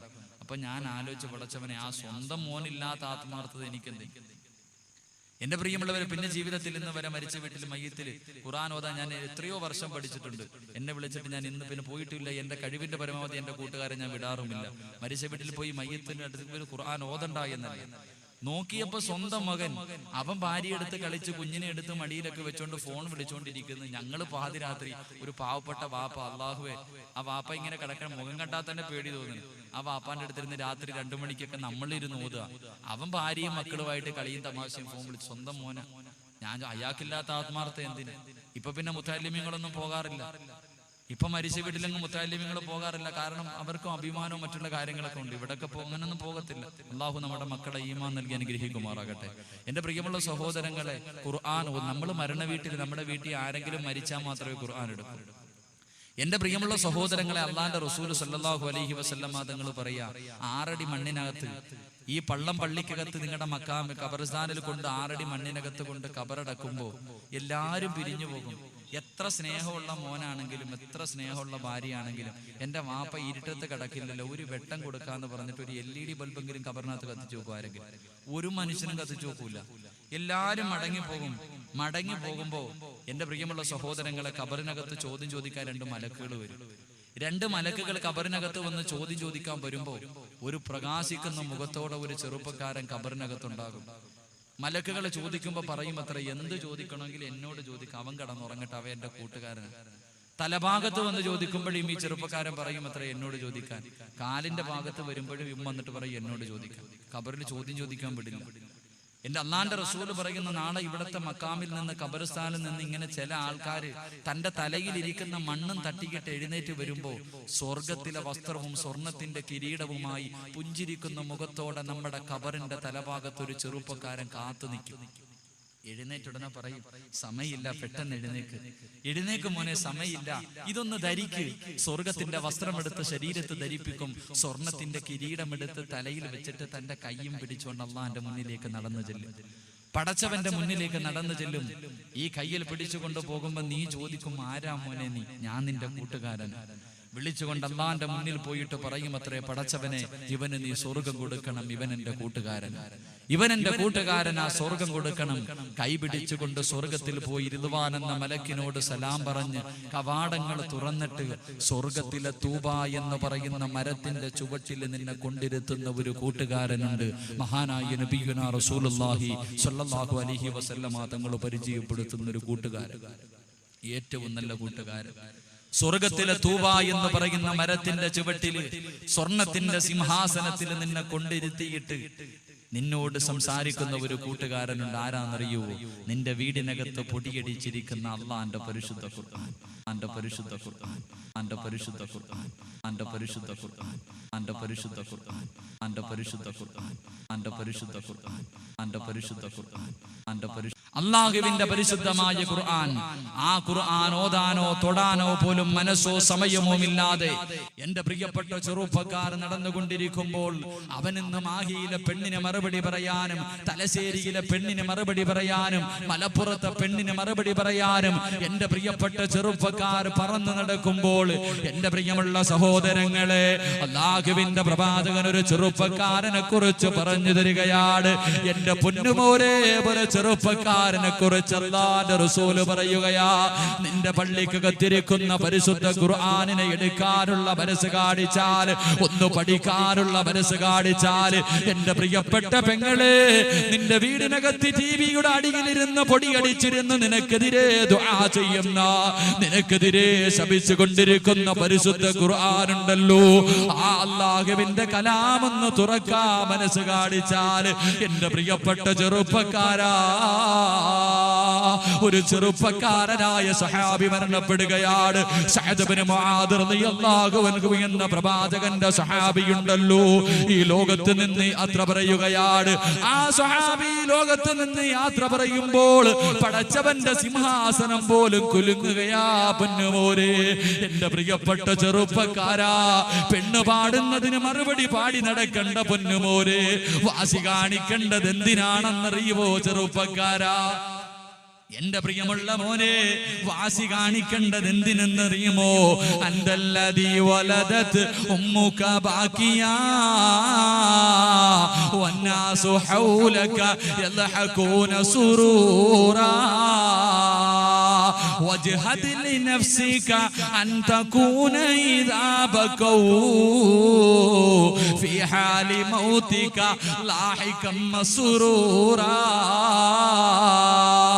എന്റെ പ്രിയപ്പെട്ട ചെറുപ്പക്കാരാ, വാശി കാണിക്കേണ്ടത് എപ്പോഴാണെന്നറിയുമോ മോനെ? എന്തിനാണടാ വാശി കാണിക്കേണ്ടതെന്നറിയുമോ? നിന്റെ വീടിനകത്ത് 3 കഷ്ടം തുണിയിൽ നിന്നെ പുതച്ച് കിടത്തുമ്പോൾ, എടാ, എല്ലാവരും നിന്റെ അടുത്ത് വന്ന് നിന്ന് കരയുമടാ. നീ ജനിക്കുന്ന സമയത്ത് നീ കരഞ്ഞടാ. നിന്റെ ഉമ്മയുടെ വയറ്റിൽ നിന്ന് ഈ ഭൂമിയിലേക്ക് കടന്നു വന്നപ്പോൾ നിന്റെ ഉമ്മ എത്ര കരഞ്ഞവളാണെങ്കിലും, എത്ര വേദന സഹിച്ചവളാണെങ്കിലും, നിന്റെ മുഖം കണ്ടപ്പോ നിന്റെ ഉമ്മ വല്ലാതെ പുഞ്ചിരിച്ചു മോനെ. നിന്റെ പ്രിയപ്പെട്ട വാപ്പ ചിരിച്ചടാ. നിന്റെ കൂടപ്പുറപ്പും നാട്ടുകാരും എല്ലാവരും ചിരിച്ചടാ. അവരെല്ലാവരും ചിരിക്കുമ്പോ നീ ഒരുപാട് കരഞ്ഞു മോനെ, നീ കരഞ്ഞു മോനെ. നീ കരയുമ്പോ അവരെല്ലാവരും നിന്റെ ചുറ്റുഭാഗത്ത് നിന്ന് ചിരിച്ചടാ. അതുകൊണ്ട് വാശി വേണം ചെറുപ്പക്കാരാ. അതുകൊണ്ട് വാസി വേണം ചെറുപ്പക്കാരാ. അതുകൊണ്ട് വജ്ഹതിൽ നഫ്സിക അൻ തകൂന ഇദാ ബകൂ ഫീ ഹാലി മൗതിക ലാഹികം മസ്റൂറാ. നീ കരഞ്ഞപ്പോ നിന്റെ ചുറ്റുഭാഗത്ത് നിന്ന് ചിരിച്ചവരുണ്ടല്ലോ, അവരെ എല്ലാവരും ഒരു ദിവസം നിന്റെ മുന്നിൽ വന്ന് നിന്ന് കരയുമടാ. 3 കഷ്ടം തുണിയിൽ നിന്റെ വീടിനകത്ത് നിന്നെ പുതച്ചു കിടത്തുമ്പോൾ അവരെല്ലാരും നിന്റെ അടുത്ത് വന്ന് നിന്ന് കരയും മോരേ. അന്ന് അവരോട് ചോദിക്കണം, ഉപ്പാ ഞാൻ കരഞ്ഞപ്പോ നിങ്ങളൊക്കെ ചിരിച്ചില്ലേ? ഞാൻ കരഞ്ഞപ്പോ നീ ചിരിച്ചില്ലേ ഉമ്മ? ഇന്ന് നിങ്ങളെല്ലാം കരയുമ്പോ ഞാൻ ചിരിക്കുകയാണ്. എന്റെ പ്രിയപ്പെട്ട ചെറുപ്പക്കാരാ, നീ മരിക്കുന്ന ദിവസം ആകാശം കരയണം മോനെ, ഭൂമി കരയണം മോനെ. പള്ളത്തിലെ ഓരോ മണൽത്തരികൾ പോലും നിനക്കോ നീ മരിച്ചതിന്റെ പേരിൽ കരയണമടാ. ഇവിടത്തെ പുൽച്ചെടികള് കരയണമടാ. സഅദ് ഇബ്നു മുആദ് റളിയല്ലാഹു അൻഹു എന്ന് പറയുന്ന പ്രിയപ്പെട്ട സഹാബി ഈ ലോകത്തോട് യാത്ര പറയുമ്പോൾ അല്ലാഹുവിന്റെ അർശ് പോലും കുലുങ്ങുകയാണ്. ആകാശവും ഭൂമിയും അതിലുള്ള സർവ്വ വസ്തുക്കളും കരയുകയാണ്. അല്ലാഹുവിന്റെ പരിശുദ്ധ ഖുർആൻ ഓതാനുള്ള മനസ്സ് കാണിച്ചാൽ കിട്ടുന്ന ഒന്നാമത്തെ പ്രതിഫലം എന്തെന്നറിയുമോ? നീ ലോകത്ത് നിന്ന് യാത്ര പറയുമ്പോൾ പടച്ചവന്റെ തൃപ്തിക്ക് വേണ്ടി ഖുർആൻ ഓതാനുള്ള മനസ്സ് കാണിച്ചാൽ എന്റെ പൊന്നുമോനെ, നീ മരിക്കുന്ന ദിവസം ഈ പള്ളത്തിലെ പുൽച്ചെടികൾ പോലും നീ മരിച്ചതിന്റെ പേരിൽ കരയുമടാ. ആകാശവും ഭൂമിയും അതിലുള്ള സർവ്വ വസ്തുക്കളും പൊട്ടിക്കരയുമ്പോൾ ചിരിച്ചുകൊണ്ട് യാത്ര പറയാൻ കഴിയും പൊന്നുപോലെ. രണ്ടാമതായി കിട്ടണ പ്രതിഫലം എന്തെന്നറിയുമോ? സഅദ് ഇബ്നു മുആദ് റളിയല്ലാഹു അൻഹുവിന്റെ മയ്യത്ത് ചുമന്നു കൊണ്ടുപോവുകയാണ്. മയ്യത്ത് ചുമന്നു കൊണ്ടുപോവുകയാണ്. സഹാബത്ത് പറയുന്നു, യാ റസൂലല്ലാഹ്, അല്ലാഹുവിന്റെ നബിയേ, മയ്യത്തിന് ഭാരമില്ല നബിയേ, സന്തൂക്കിന് ഭാരമില്ല നബിയേ. അല്ലാഹുവിന്റെ റസൂല് പറയുന്നു, സഹാബാ, മയ്യത്ത് ചുമന്നതാരാണെന്നറിയുവോ? മയ്യത്ത് മലക്കുകളാണ് പ്രിയപ്പെട്ട ചെറുപ്പക്കാരാ ചുമന്നത്. എടാ പൊന്നുമോരെ, നിന്റെ മയ്യത്ത് പള്ളം പള്ളിക്കകത്തേക്ക് കൊണ്ടുവരുമ്പോൾ സന്തൂക്കില് പിടിക്കേണ്ടത് മലക്കുകളായിരിക്കണമെന്ന് ആഗ്രഹമുണ്ടോ? മലക്കുകളെ കൊണ്ട് മയ്യത്ത് ചുമപ്പിക്കണമെന്ന് ആഗ്രഹമുണ്ടോ? അല്ലാഹുവിന്റെ പരിശുദ്ധമായ ഖുർആൻ ഓതുമുന്നുപോലെ. മൂന്നാമതായി ഖുർആൻ ഓതുന്ന മനുഷ്യന് കിട്ടുന്ന പ്രതിഫലം എന്തെന്നറിയുമോ? സഅദ് ഇബ്നു മുആദ് റളിയല്ലാഹു അൻഹുവിന്റെ ഖബറടക്കാൻ വേണ്ടിയതാ ഖബർ കുഴിക്കുകയാണ്. ഖബർ കുഴിച്ചു കൊണ്ടിരിക്കുമ്പോൾ ഓരോ അടി കുഴിക്കുമ്പോഴും ഖബറിനകത്ത് നിന്ന് സുഗന്ധമടിച്ച് വീശുകയാണ്. വല്ലാത്ത സുഗന്ധമാണ് പൊന്നുപോലെ. എടാ, നിനക്ക് വേണ്ടി ഖബർ കുഴിക്കുന്ന മനുഷ്യന് പറയണം, ഈ ഖബറിനകത്ത് നിന്ന് വല്ലാത്ത സുഗന്ധമാണ്. എന്തൊരു സുഗന്ധമാണ് ഖബറിൽ നിന്നടിച്ച് വീശുന്നത്. സഅദ് ഇബ്നു മുആദ് റളിയല്ലാഹു അൻഹുവിനെ ഖബറടക്കാര് ഖബർ കുടിച്ചു കൊണ്ടിരുന്ന മനുഷ്യനുണ്ടല്ലോ, ഖബറിൽ നിന്ന് ഒരു പിടി മണ്ണ് വാരി തന്റെ മടിയിൽ വെക്കുകയാണ്. ഒരു പിടി മണ്ണെടുത്ത് തന്റെ മടിയിൽ വെക്കുകയാ. വീട്ടിലേക്ക് ഖബറടക്കിയിട്ട് നടന്നു പോവുകയാണ്. മഹാനായ ഇബ്നു ഹജർ തങ്ങൾ പഠിപ്പിക്കുകയാണ്, ആ മനുഷ്യനതാ വീട്ടിലേക്ക് കടന്നു ചെന്നിട്ട് തന്റെ കരയിലിരിക്കുന്ന മണ്ണങ്ങോട്ടെടുത്തു നോക്കുകയാണ്. അവിടുന്ന് നോക്കുമ്പോ ആ ചെറുപ്പക്കാരനായ സഹാബിക്ക് വേണ്ടി കുടിച്ച ഖബറിലെ മണ്ണുണ്ടല്ലോ, അത് കസ്തൂരിയായിരിക്കുകയാണ്. ആ മനുഷ്യനതാ പാതിരാത്രി സ്വപ്നം കാണുകയാണ്. മഹാനായ സഅദ് ഇബ്നു മുആദ് റളിയല്ലാഹു അൻഹുവിനെ ആ ഖബർ കുടിച്ച മനുഷ്യന് സ്വപ്നം കാണുമ്പോൾ അവിടുന്ന് ചോദിച്ചു, സഅദേ, നീ മരിച്ചപ്പോ ആകാശവും ഭൂമിയും പൊട്ടിക്കരഞ്ഞല്ലോ സഅദേ? നിന്റെ മയ്യത്ത് ചുമന്നു കൊണ്ടുവന്നത് മലക്കുകളാണല്ലോ. നിന്റെ മയ്യത്ത് ഖബറടക്കാൻ കുടിക്കുമ്പോ ആ ഖബറിൽ നിന്ന് സുഗന്ധമടിച്ചു വീശിയല്ലോ. ആ ഖബറിലെ മണ്ണ് പോലും കസ്തൂരിയായിരിക്കുന്നല്ലോ. ഇത്ര വലിയ മഹത്വം കിട്ടാൻ സഅദേ എന്താ ചെയ്തതെന്ന് ചോദിക്കുമ്പോൾ മഹാനായ സഅദ് ഇബ്നു മുആദ് റളിയല്ലാഹു അൻഹു സ്വപ്നത്തിൽ പറഞ്ഞു കൊടുക്കുകയാ, ഞാൻ പിടിച്ച നോമ്പും ഞാൻ ഓതിയ പരിശുദ്ധ ഖുർആനിന്റെ പ്രതിഫലമാണെന്ന് പറയുമ്പോൾ എന്റെ പ്രിയപ്പെട്ട ചെറുപ്പക്കാരാ, അല്ലാഹുവിന്റെ തൃപ്തിക്ക് വേണ്ടി ഖുർആൻ ഖുർആൻ ഓതാൻ തയ്യാറാകുമോരെ? നിന്നെ പോലെ ഒരു ചെറുപ്പക്കാരനായിരുന്നു പൊന്നുമോരെ. മയ്യത്ത് ചുമന്നത് മലക്കുകളാ പൊന്നുമോരെ. ഖബറിനകത്ത് നിന്ന് സുഗന്ധമടിച്ച് വീശി പൊന്നുമോരെ. എന്റെ പ്രിയപ്പെട്ട പെങ്ങൾക്ക് എല്ലാവരെയും അറിയാം. ഏത് സീരിയൽ നടിയെ കുറിച്ച് ചോദിച്ചാലും എന്റെ പെങ്ങൾക്കറിയാം. ഏത് സീരിയൽ നിർത്തിയത് എവിടെയാണെന്ന് ചോദിച്ചാലും എന്റെ ഉമ്മയ്ക്കറിയാം. എന്തെല്ലാം കഥകൾ ചോദിച്ചാലും, ഏത് നോവലിനെ കുറിച്ച് ചോദിച്ചാലും, ഏത് സിനിമാ താരത്തെ കുറിച്ച് ചോദിച്ചാലും എന്റെ പള്ളത്തുള്ള പെങ്ങൾക്ക് പറയാ വല്ലാത്ത സന്തോഷമാണ്, പറയാമല്ലാത്ത സന്തോഷമാ. പക്ഷേ എന്റെ പ്രിയപ്പെട്ട പെങ്ങളെ, നിനക്ക് വേണ്ടി ഒന്നും പറഞ്ഞില്ലെന്ന് നീ പരാതി പറയല്ലേ. ആരാണ് നഫീസത്തുൽ മിസ്രി എന്നറിയുമോ? അല്ലാഹുവിന്റെ പ്രവാചകൻ പഠിപ്പിക്കുകയാണ്. നഫീസത്തുൽ മിസ്രി റളിയല്ലാഹു തആല അൻഹയുടെ ചരിത്രം അറിയുമോ? നഫീസത്ത് മാലയൊന്നെടുത്ത് വെച്ചോതാൻ കഴിഞ്ഞിട്ടുണ്ടോ? നിന്നെ പോലെ ഒരു ചെറുപ്പക്കാരിയായിരുന്നു, നിന്നെക്കാളും സൗന്ദര്യമുള്ളവളാ, നിന്നെ പോലെ വികാരമുള്ളവളാ, പച്ചമാംസവും ശരീരവുമുള്ള പെണ്ണായിരുന്നു. നഫീസത്തുൽ മിസ്രി റളിയല്ലാഹു തആല അൻഹയുണ്ടല്ലോ, പരിശുദ്ധ ഖുർആൻ കേട്ടുകൊണ്ടിരിക്കുകയാണ്. ഖബറിനെ കുറിച്ചുള്ള ആയത്ത് ഓതുകയാണ്, അദാബിനെ കുറിച്ചുള്ള ആയത്ത് കേൾക്കുകയാണ്. തന്റെ വീട്ടിലേക്ക് പ്രഭാഷണം കഴിഞ്ഞ് മടങ്ങി പോവുകയാണ്. തന്റെ കൂരയ്ക്കകത്തേക്ക് കടന്നു ചെന്ന് അന്ന് വരെ നിസ്കരിച്ചു കൊണ്ടിരുന്ന സ്ഥലത്ത് നിന്ന് മുസല്ലയെടുത്തു മാറ്റുകയാണ്. മുസല്ലയെടുത്ത് മാറ്റിയിട്ട് വീടിന്റെ മൂലയിലേക്ക് കടന്നു ചൊല്ലുകയാണ്. മണ്ണ് കുടിക്കുന്ന ആയുധം എടുത്തു കൊണ്ടുവരികയാണ്. വീടിനകത്ത് നമസ്കരിച്ചു കൊണ്ടിരുന്ന സ്ഥലത്ത് കബറ് കുടിക്കാൻ തുടങ്ങുകയാ. പൊന്നുമോളെ, ഇന്ന് വരെ കബറ് കുടിച്ചിട്ടുണ്ടോ? ഇന്ന് വരെ കബറ് കണ്ടിട്ടുണ്ടോ? ഇന്ന് വരെ പള്ളിക്കാട്ടില് പോയിട്ടുണ്ടോ? അവിടെ പോകേണ്ടവളാണെന്ന് നിനക്ക് വിചാരമുണ്ടോ? നിന്നെ പോലെ ഒരു പ്രിയപ്പെട്ട പെങ്ങളുണ്ടല്ലോ, വീടിനകത്ത് കബറ് കുടിക്കുകയാണ്. ദിവസങ്ങൾ കടന്നു പോവുകയാണ്. രാവിലെ മുതൽ വൈകുന്നേരം വരെ നോമ്പ് പിടിച്ചിട്ട് പാതിരാത്രികൾ മുഴുവനും ആരുമറിയാതെ വീടിനകത്ത് കബറ് കുടിച്ചു കൊണ്ടിരിക്കുകയാണ്. കബറിന്റെ പണി അങ്ങോട്ട് പൂർത്തിയാകുമ്പോൾ നഫീസത്തുൽ മിസ്രി റളിയല്ലാഹു തആല അൻഹ വീടിന്റെ വെളിയിലേക്ക് ഇറങ്ങുകയാണ്. കുളിച്ചു ശുദ്ധിയാവുകയാണ്. വീടിനകത്തേക്ക് കടന്നു വരികയാണ്. നമസ്കരിക്കാറുള്ള മുസല്ല എടുക്കുകയാണ്. വിളക്കെടുത്ത് അങ്ങോട്ട് മാറ്റി വെക്കുകയാണ്. തനിക്ക് വേണ്ടി കുടിച്ചിട്ട കബറിനകത്തേക്ക് ഇറങ്ങിയിരുന്നിട്ട് നഫീസത്തുൽ മിസ്രി റളിയല്ലാഹു തആല അൻഹ 10,000 റക്അത്തോളം നിസ്കരിക്കുകയാ.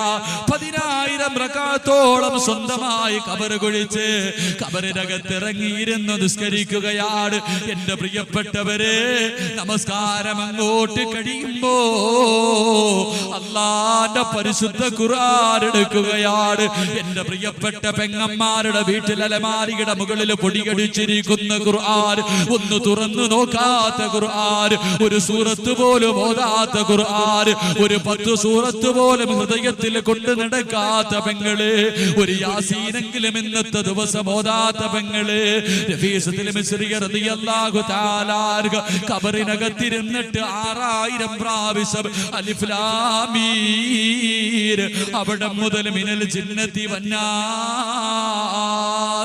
6000 പ്രാവശ്യമാ ഖത്തം തോതി തീർത്തത്. 6000 പ്രാവശ്യം കബറിനകത്തിറങ്ങിയിരുന്ന് ഓതി തീർക്കുകയാ. എന്റെ പള്ളത്തുള്ള പെങ്ങളെ, ഒരു പ്രാവശ്യമെങ്കിലും മോളെ നിന്നെ കൊണ്ട് ഓതി തീർക്കാൻ കഴിഞ്ഞിട്ടുണ്ടോ? പർദ്ദ ധരിച്ചുകൊണ്ട് മുസ്ലിം എന്ന് പറഞ്ഞ് എന്റെ പ്രിയപ്പെട്ട പെങ്ങള് നടക്കുകയാണ്. മോളെ, എന്തിനാ നീ പർദ്ദ ധരിക്കുന്നത്? ഒരു ഖത്തം നിന്റെ ജീവിതത്തിൽ ഓതി തീർക്കാൻ കഴിഞ്ഞിട്ടില്ലെങ്കിൽ മുസ്ലിം എന്ന് പറഞ്ഞ് നടക്കല്ല പെങ്ങളെ. നഫീസത്തുൽ മിസ്രി റളിയല്ലാഹു തആല അൻഹു എന്നും നോമ്പുകാരിയാണ്. രാത്രി ഉറക്കമില്ല, നമസ്കാരവും ഖുർആനും ഓതിക്കൊണ്ടിരിക്കുകയാണ്. തന്റെ കുടുംബക്കാര് കടന്നു വരികയാണ്. അവിടെ നിന്ന് പറയുന്നു, നഫീസ, പട്ടിണി കിടക്കല്ലേ നഫീസ, ഒരു ദിവസമെങ്കിലും ആഗ്രഹാഹാരം കഴിക്ക് നഫീസ, ഒരു രാത്രിയെങ്കിലും ഒന്നുറങ്ങ് നഫീസ, ഇല്ലെങ്കിൽ നീ പട്ടിണി കിടന്ന് മരിച്ചു പോകുമെന്ന് പറയുമ്പോൾ എന്റെ പ്രിയപ്പെട്ട മുസ്ലിം പെണ്ണേ, നിന്നെ പോലെ ഒരു സുന്ദരിയായ പെണ്ണ് പറയുകയാണ്, 30 വർഷക്കാലമായി രാവിലെ മുതൽ വൈകുന്നേരം വരെ നോമ്പ് പിടിച്ച് അല്ലാഹുവിന് വേണ്ടി നമസ്കരിച്ച് ഖുർആൻ ഓതിയിട്ട് അല്ലാഹുവോട് ചോദിക്കുന്നത് രണ്ട് കാര്യമാ. എന്താ ചോദിക്കുന്നതെന്നറിയുമോ? പടച്ച റബ്ബേ, അസ്റായിലിനെ കണ്ടുമുട്ടുന്ന ദിവസം എന്നെ ഒരു നോമ്പുകാരിയാക്കണേ അല്ലാ. നിന്റെ ഖുർആൻ ഓതി എന്നെ മരിപ്പിക്കണേ റബ്ബേ. തന്റെ കുടുംബക്കാര് മടങ്ങി പോവുകയാണ്, ദിവസങ്ങൾ കഴിയുകയാണ്, തന്റെ മരണം അങ്ങോട്ടെടുക്കുകയാണ്. മരണത്തിന്റെ സമയമെത്തുമ്പോൾ വീടിന്റെ വെളിയിലേക്ക് പോയി കുളിക്കുകയാണ്. വളരെ സൂക്ഷ്മതയോടുകൂടി അവസാനത്തെ കുളിയാണ്. കുളിച്ചിട്ട് തന്റെ വീടിനകത്തേക്ക് കടന്നു വരികയാണ്. തനിക്ക് വേണ്ടി വാങ്ങി വച്ചിരിക്കുന്ന കഫൻ തുണിയെടുക്കുകയാണ്. തനിക്ക് വേണ്ടി വാങ്ങി വച്ചിരിക്കുന്ന കഫൻ തുണിയെടുക്കുകയാ. സ്വന്തമായിട്ട് കുടിച്ചിട്ട് കബറിന്റെ ഓരത്ത് പോയിട്ട് കാത്തു കിടക്കുകയാണ്. ആ അവസരത്തിൽ അതാ ആകാശത്തിന്റെ കവാടങ്ങൾ കീറി മുറിച്ചുകൊണ്ട് മലക്കുൽ മൗത്ത് അസ്റായീൽ അലൈഹിസ്സലാം കടന്നു വരികയാണ്.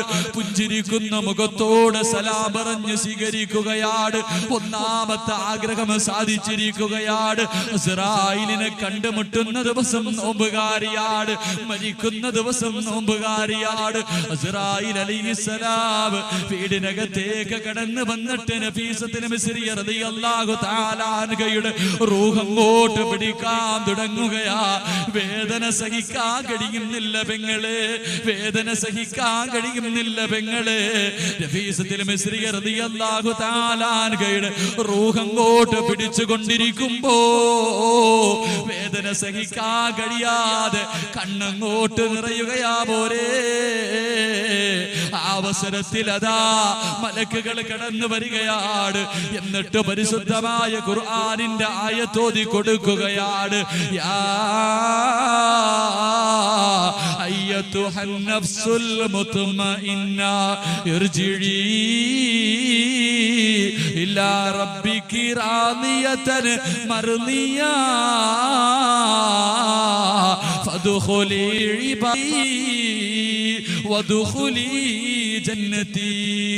മലക്കുകൾ കടന്നു വന്നിട്ട് പറയുന്നു, മലക്കുകൾ കടന്നു വന്നിട്ട് പറയുകയാണ്, ഏ നഫീസ, കരയണ്ട നഫീസ, വേദനിക്കണ്ട നഫീസ, ദുഃഖിക്കണ്ട നഫീസ, നോക്ക് നഫീസ, നിന്റെ റൂഹിനെ സ്വീകരിക്കാൻ മലക്കുകൾ തിക്കും തിരക്കുമാണ് നഫീസ.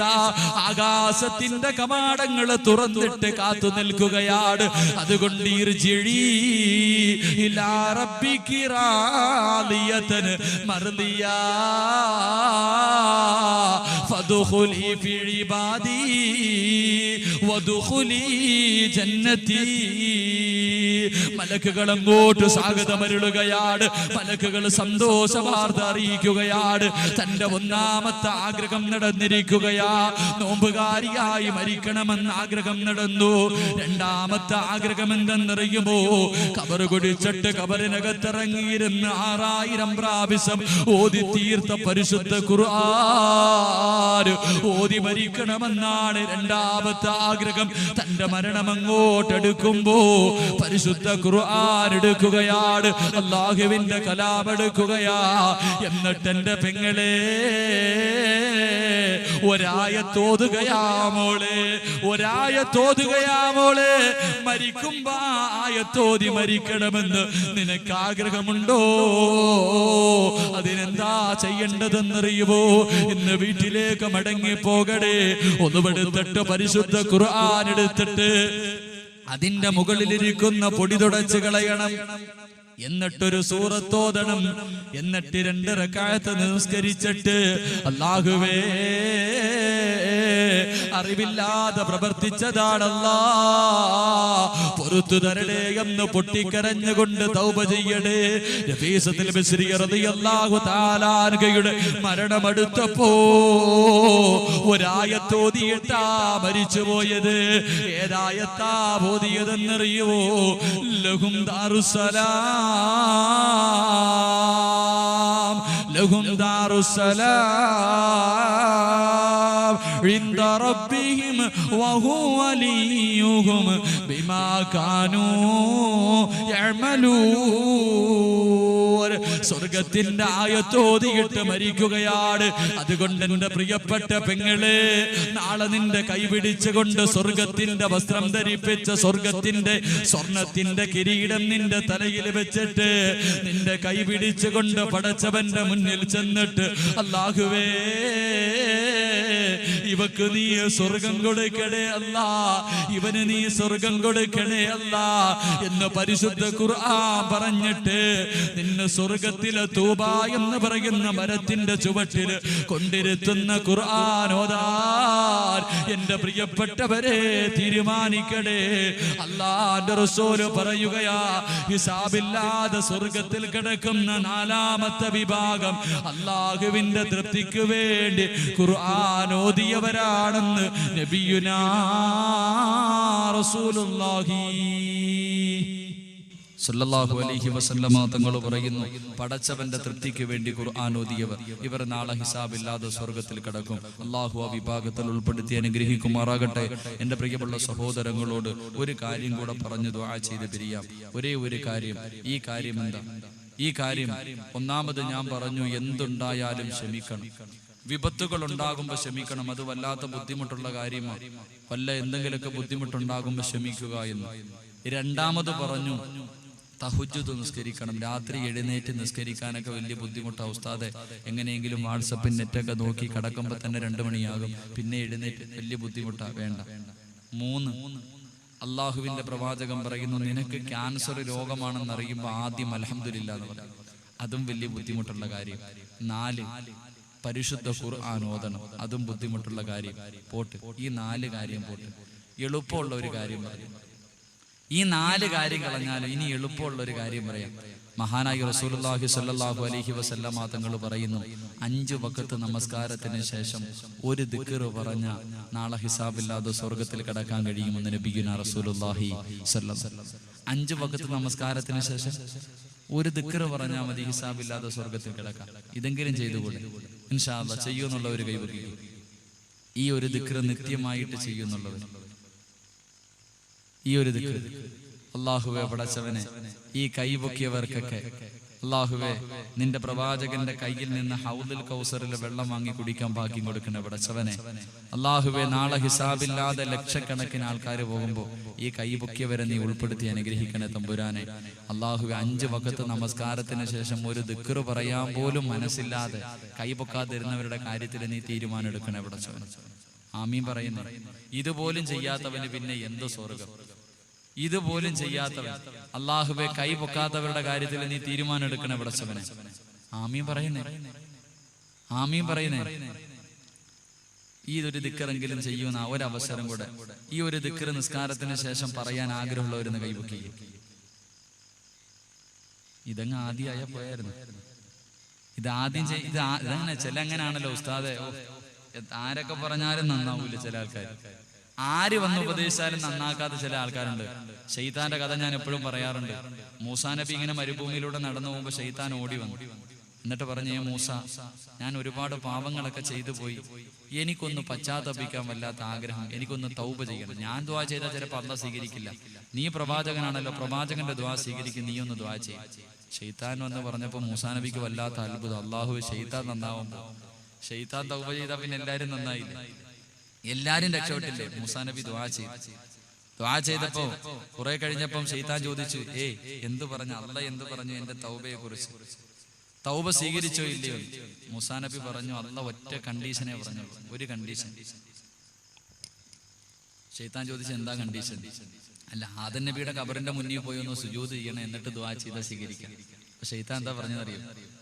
എന്താ പൊന്ന് ചങ്ങാതി, അല്ലാഹ് നേരിട്ട് എന്നോട് പറഞ്ഞ് ആദം ജീവിച്ചിരുന്നപ്പോ ഒന്നും ചെയ്യാം, അന്ന് ചെയ്തിട്ടില്ല, ഇനി മരിച്ചതിന് ശേഷം പണി നോക്കി പോകാൻ.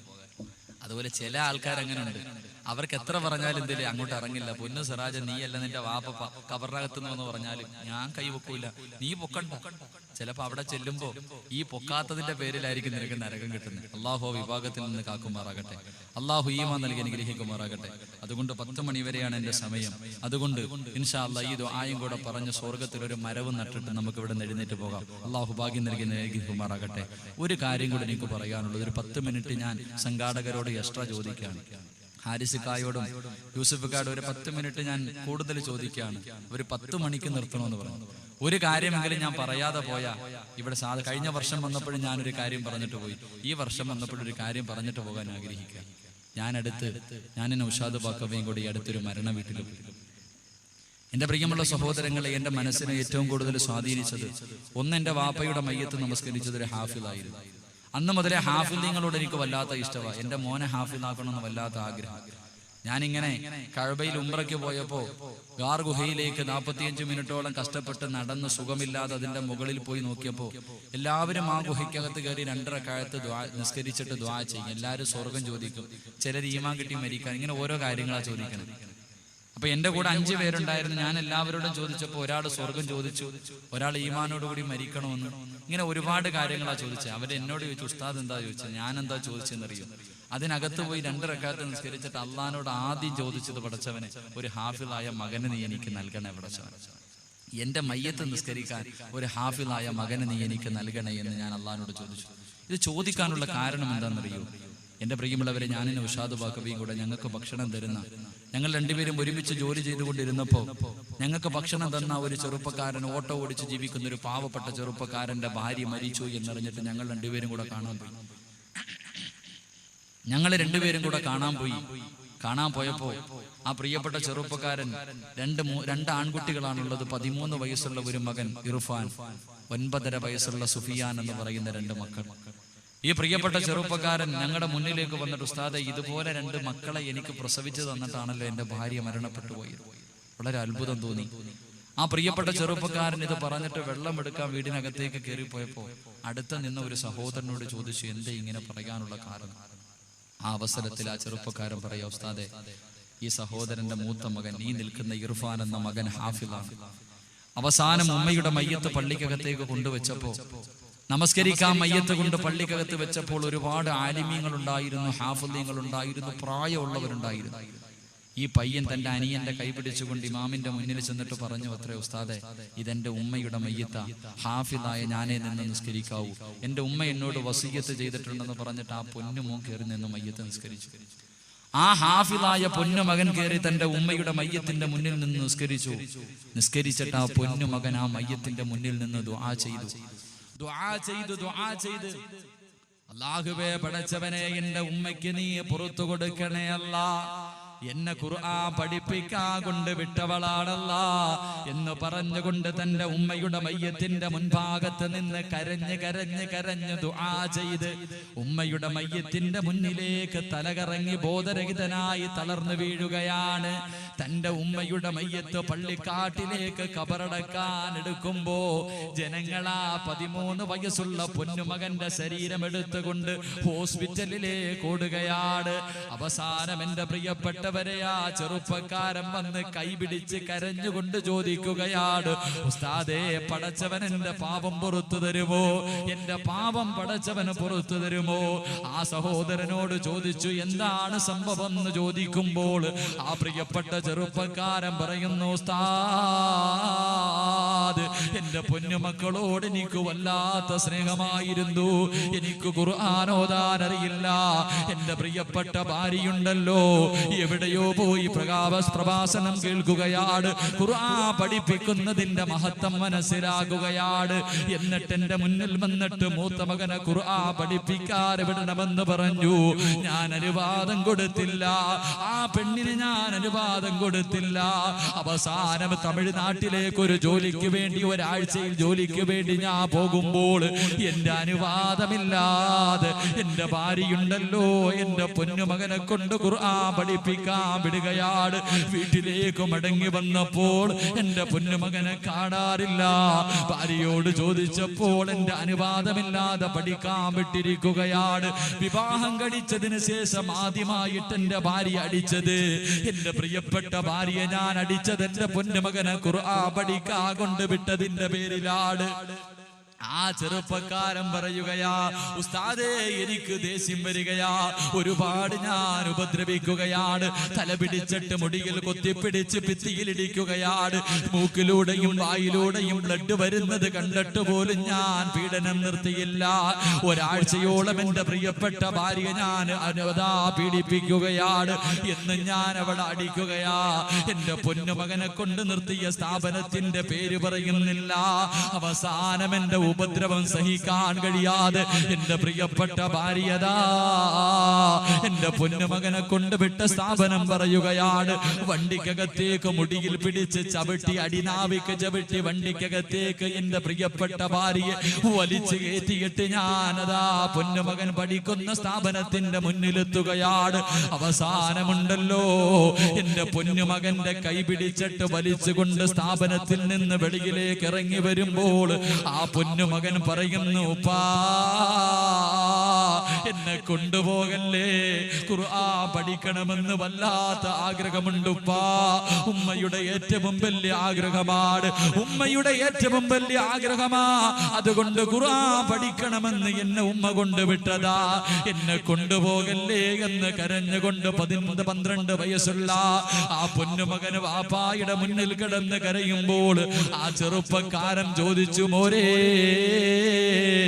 എന്തേടാ നിന്റെ ഉമ്മ ചാവാൻ പോവുകയാടോ, എന്തേ നിന്റെ ഉമ്മ മരിക്കാൻ പോവുകയാടോ എന്ന് തന്റെ പൊന്നുമകനോട് ചോദിക്കുമ്പോ ആ 12 വയസ്സുള്ള ഇർഫാൻ എന്ന പൊന്നുമകൻ പറയുകയാണ്, വാപ്പാ ഇന്ന് വരെ വാപ്പയോട് പറയാത്ത ഒരു സത്യമുണ്ട്, ഇന്ന് വരെ ഉപ്പയോട് പറയാത്ത ഒരു സത്യമുണ്ട്. ഉമ്മയ്ക്ക് ബ്ലഡ് ക്യാൻസറാണ്, ഉമ്മയ്ക്ക് ഇനി അധികം കാലം ജീവിക്കാൻ കഴിയില്ല. ഡോക്ടർ പറയുന്നത് ഞാൻ കേട്ടിട്ടുണ്ടുപ്പാ. ഉമ്മയുടെ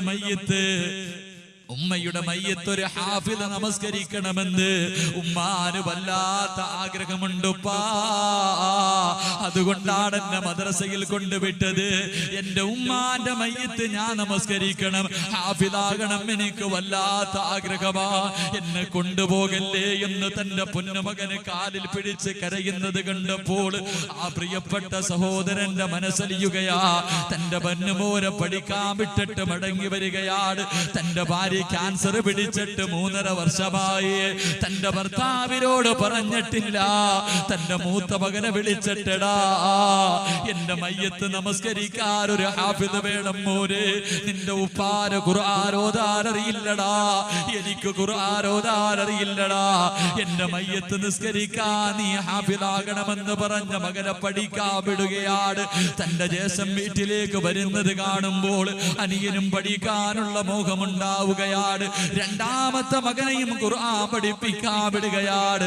അവസാനം എന്റെ പ്രിയപ്പെട്ടവരെ ആ ചെറുപ്പക്കാരൻ പറയുന്നു, ഉസ്താദ് എന്റെ ഭാര്യ മരിച്ചിട്ട് 7 ദിവസമേ ആയുള്ളൂ, എന്റെ പ്രിയപ്പെട്ടവള് മരിച്ചിട്ട് 7 ദിവസമേ ആയുള്ളൂ. ഇന്ന് ജുമാ കഴിഞ്ഞ് പള്ളിയുടെ വെളിയിലേക്ക് ഇറങ്ങുമ്പോ എന്റെ ഈ 2 മക്കളുണ്ടല്ലോ എന്റെ കൈ പിടിച്ചുകൊണ്ട് ഉമ്മയുടെ ഖബറിന്റെ അടുക്കലേക്ക് പോവുകയാണ്. ഉമ്മയുടെ ഖബറിനടുക്കലേക്ക് 2 മക്കളും കൂടെ വാപ്പാന്റെ കൈ പിടിച്ചു കൊണ്ടുപോയിട്ട് ഉമ്മയുടെ ഖബറിന്റെ ഭാഗത്ത് നിന്ന് ഖത്തം തീർക്കുകയാണ്. അല്ലാഹുവിന്റെ പരിശുദ്ധമായ ഖുർആൻ 7 ദിവസം കൊണ്ട് ആ ഹാഫിലായ 13 വയസ്സുള്ള പൊന്നുമോനുണ്ടല്ലോ ഉമ്മയുടെ ഖബറിലേക്ക് 4 ഖത്തമാ ഓതി തീർത്തത്. രണ്ടാമത്തെ 9.5 വയസ്സുള്ള മോനുണ്ടല്ലോ അവന് 10 ജുസുവാ കാണാതെ പഠിച്ചത്. തന്റെ ഉമ്മയ്ക്ക് വേണ്ടി 7 ദിവസം കൊണ്ട് 1 ഖത്തമാ ഓതി തീർത്തത്. എന്നിട്ടും ഉമ്മാന്റെ ഖബറിന്റെ മുന്നിൽ നിന്ന് അല്ലാഹുവേ എന്റെ ഉമ്മയ്ക്ക് പുറത്തു കൊടുക്കണേ അല്ലാ, എന്ന് പറഞ്ഞുകൊണ്ട് ദുആ ചെയ്യുന്നത് കാണുമ്പോൾ ഉസ്താദേ എനിക്കും അങ്ങ് മരിച്ചാ മതി ഉസ്താദ്, എനിക്ക് ഖുർആൻ ഓതാൻ അറിയില്ലല്ലോ, എന്റെ മയ്യത്തി ഹാഫിളായ മക്കള് നമസ്കരിക്കുമല്ലോ, എന്റെ ഖബറിന്റെ ഭാഗത്തും ഈ മക്കള് വന്ന് ദുആ ചെയ്യുമല്ലോ. അവസാനം ഇറങ്ങി പോകുമ്പോ